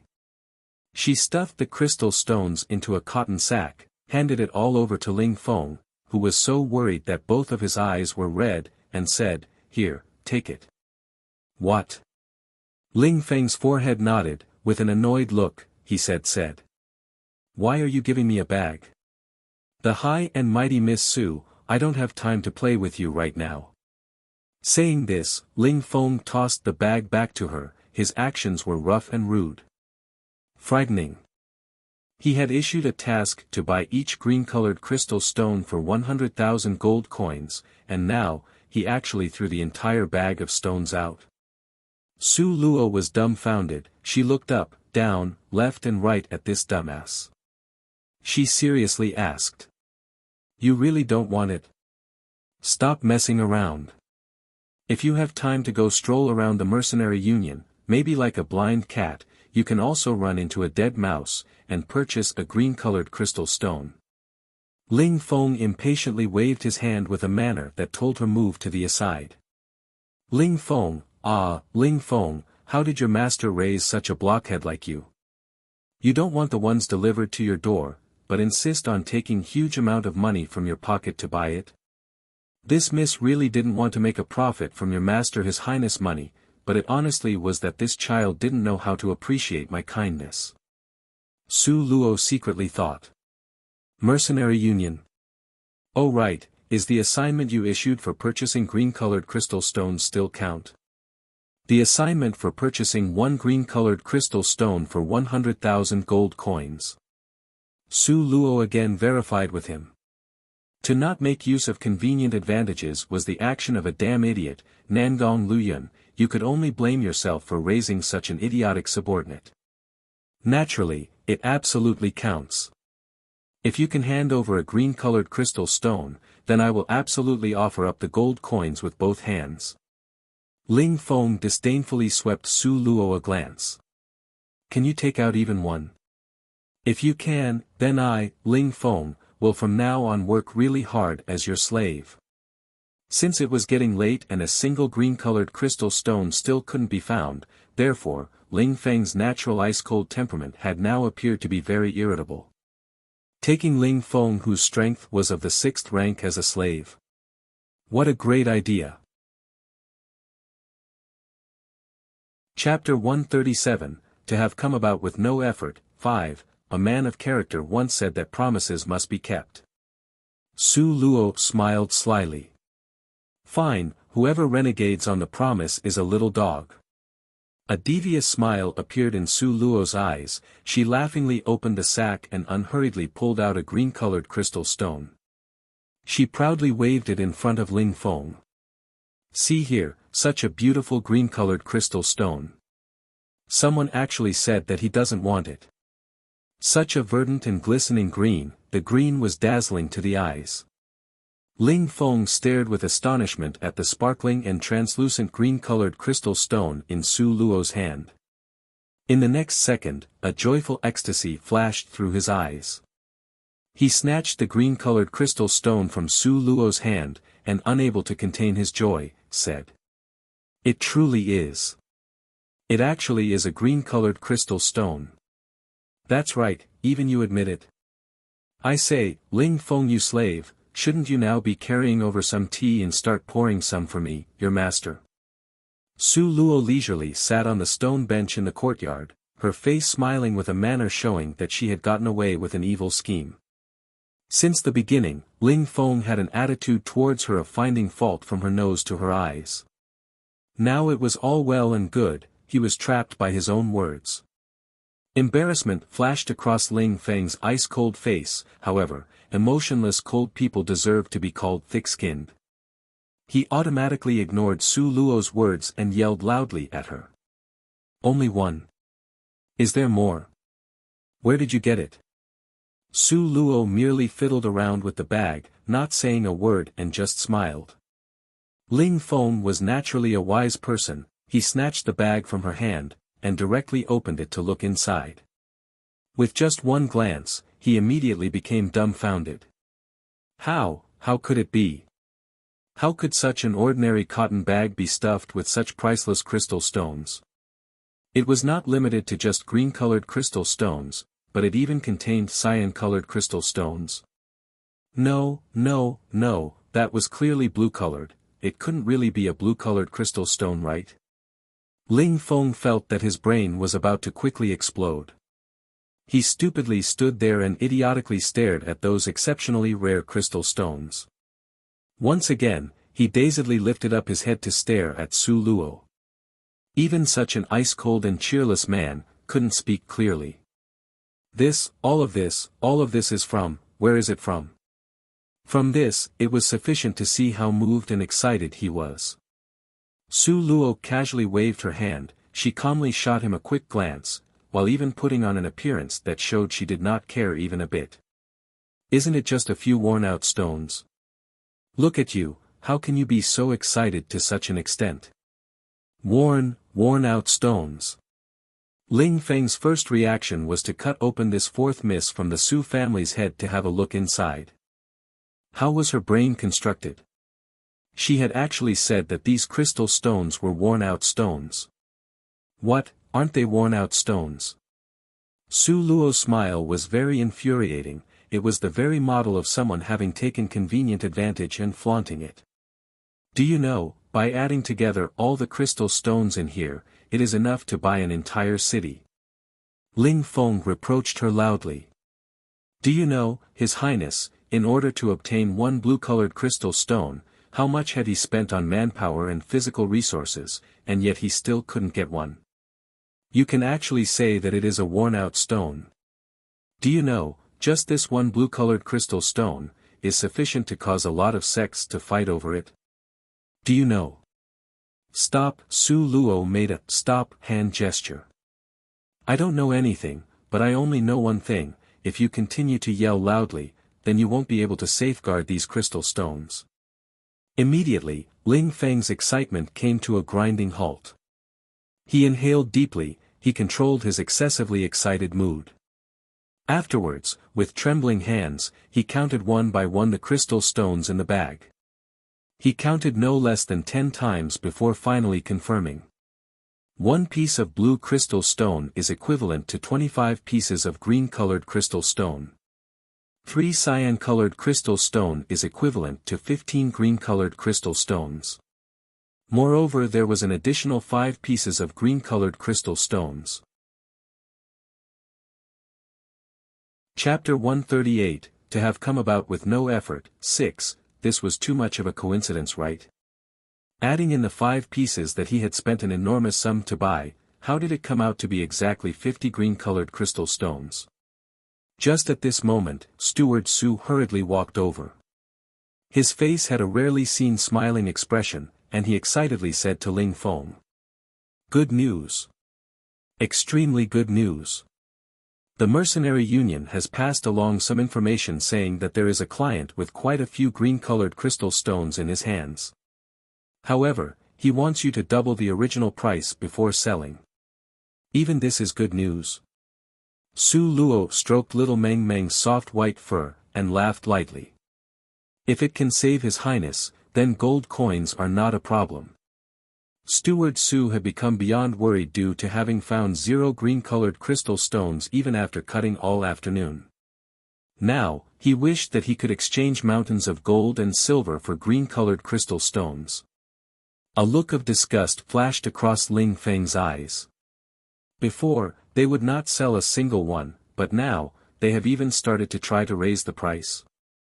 Steward Su, go and remove that announcement. This, Steward Su became agitated.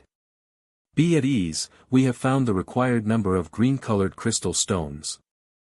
Su Luo said with a smile. As for where she had obtained them, Ling Feng didn't dare to interrogate her. At most, they could just wait for Nangong Luyun to wake up and explain it to him, and then let him deal with it. Inside the room. When Apothecary Leng saw that huge sack of crystal stones, he couldn't stop being fearful for a long time. The moment he saw that crystal stone shining with a deep blue radiance, his pair of eyes was almost sucked into the eye sockets. For a very long time, his pupils couldn't come out. The always cool-headed Apothecary Leng, the aloof and remote Apothecary Leng, like Ling Feng, also started to stammer. Is it really a blue-colored crystal stone? In his life, he had only gotten to glance at it for a short time, since it was always in others' hands. He didn't even have the qualifications to touch it. For a moment, he felt moved, then excitement followed. He felt that this trip was truly worth it. That blue-colored crystal stone radiated a rich, pure spirit air, that permeated throughout the room. It made him feel as if his spirit had been cleansed. Ah, a blue-colored crystal stone. How could this be possible? In spite of everything, they had really been able to collect so many crystal stones within the short period of one day. Moreover, it also contained a blue-colored crystal stone, which was extremely rare and coveted by people everywhere. This was truly inconceivable. At this moment, Apothecary Leng had surmised that His Highness Prince Jin had an unimaginable amount of mysterious manpower and resources. Su Luo saw that Apothecary Leng's eyes were so mesmerized by the blue-colored crystal stone, so much so that they couldn't leave it. She curiously asked. Apothecary Leng, can a blue-colored crystal stone replace green-colored crystal stones? There won't be any problems, right? There are problems, of course there are problems. His train of thought was interrupted. If it was switched to the normal Apothecary Leng, he would have started yelling at her a lot earlier. Right now, he wouldn't even dare to breathe loudly, afraid of profaning that pure, blue-colored crystal stone. What kind of problem? Su Luo and Ling Feng both became anxious. Of course there are problems. Putting such a good piece of blue-colored crystal stone in, at that time, the resulting refined medicinal pill will have double the effectiveness. Apothecary Leng chuckled while stroking his few strands of his goatee. He was laughing, and was very pleased with himself. Throughout this old man's entire life, I have never received such great material. This time, I will be able to refine a pill that will be unrivaled. This old guy's talk really made people's heart jump in alarm. But at the same time, both Su Luo and Ling Feng let out a breath of relief. It looked like Nangong Luyun could be saved, right? Then, why aren't you leaving to quickly refine it now? Su Luo urged without delay. The earlier Nangong Luyun could be saved, the quicker her feeling of guilt would be eliminated. Good, good, good, this old man will go now, will go now. Apothecary Leng's mood could not be described by only the one word for good. The pill refined from this process, aside from helping His Highness Prince Jin, it also had great benefits to himself. Chapter 139, Dark Mist, 1. He had been trapped at the advanced apothecary level for many years because he lacked the chance. Now, the opportunity for advancement had come out of nowhere, how could he let it go? Even if Su Luo forbade him from refining the pill, he would yell and cry until she allowed him to refine it. When Su Luo saw Apothecary Leng's unconstrained excited mood, she very slyly and cunningly opened her mouth to say, "Wait." Although Apothecary Leng turned his head around, he had a death grip on the sack of crystal stones and stood in a posture as if trying to prevent Su Luo from running over and snatching the sack away. Su Luo secretly laughed inside. "I wasn't worried that you wouldn't cherish it, I was just afraid that you wouldn't know its value. If an elder such as yourself doesn't like it, then what could I use as a bargaining chip to negotiate conditions with?" Su Luo pretended to take back the sack by reaching for it, but Apothecary Leng's speed was surprisingly fast. She had no idea what mysterious steps he used as he slipped away through the side. Su Luo wasn't even able to catch a corner of his clothing.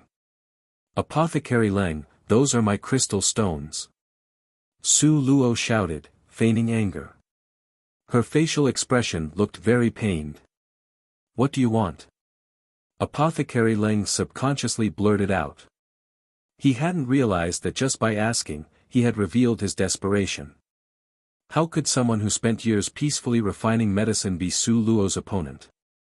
He saw Su Luo slowly throw him a glance. Her hands holding little Meng Meng unhurriedly caressed the puppy's fur. She slowly and serenely said, "I suddenly changed my mind. I want to keep that piece of blue-colored crystal stone." "No way." Apothecary Leng unhesitantly and absolutely refused. "I can't return the blue-colored crystal stone to you." "Why?" "Those stones were mine to begin with. Besides, I have other uses for it." Su Luo acted as if she was troubled. "This piece of blue-colored crystal stone will be very useful when I want to level up my cultivation in the future. To have such an opportunity to take advantage, only an idiot would pass it up. Su Luo would never give up such a rare opportunity." The opponent was Apothecary Leng Yen, this empire's only third advanced apothecary. If she didn't extort some goods, then in the future, wouldn't she not feel ashamed when saying she had met Apothecary Leng? It is possible to stimulate your cultivation by using immortality pills. Whatever immortality pills you need, this old man can exchange with you. No need for exchange. This old man will give it to you directly. Well, what kind of immortality pills do you want? Apothecary Leng was worthy of being called single-minded. He directly jumped into Su Luo's trap. Su Luo, while holding the upper hand, did not even think twice before trying to set the price.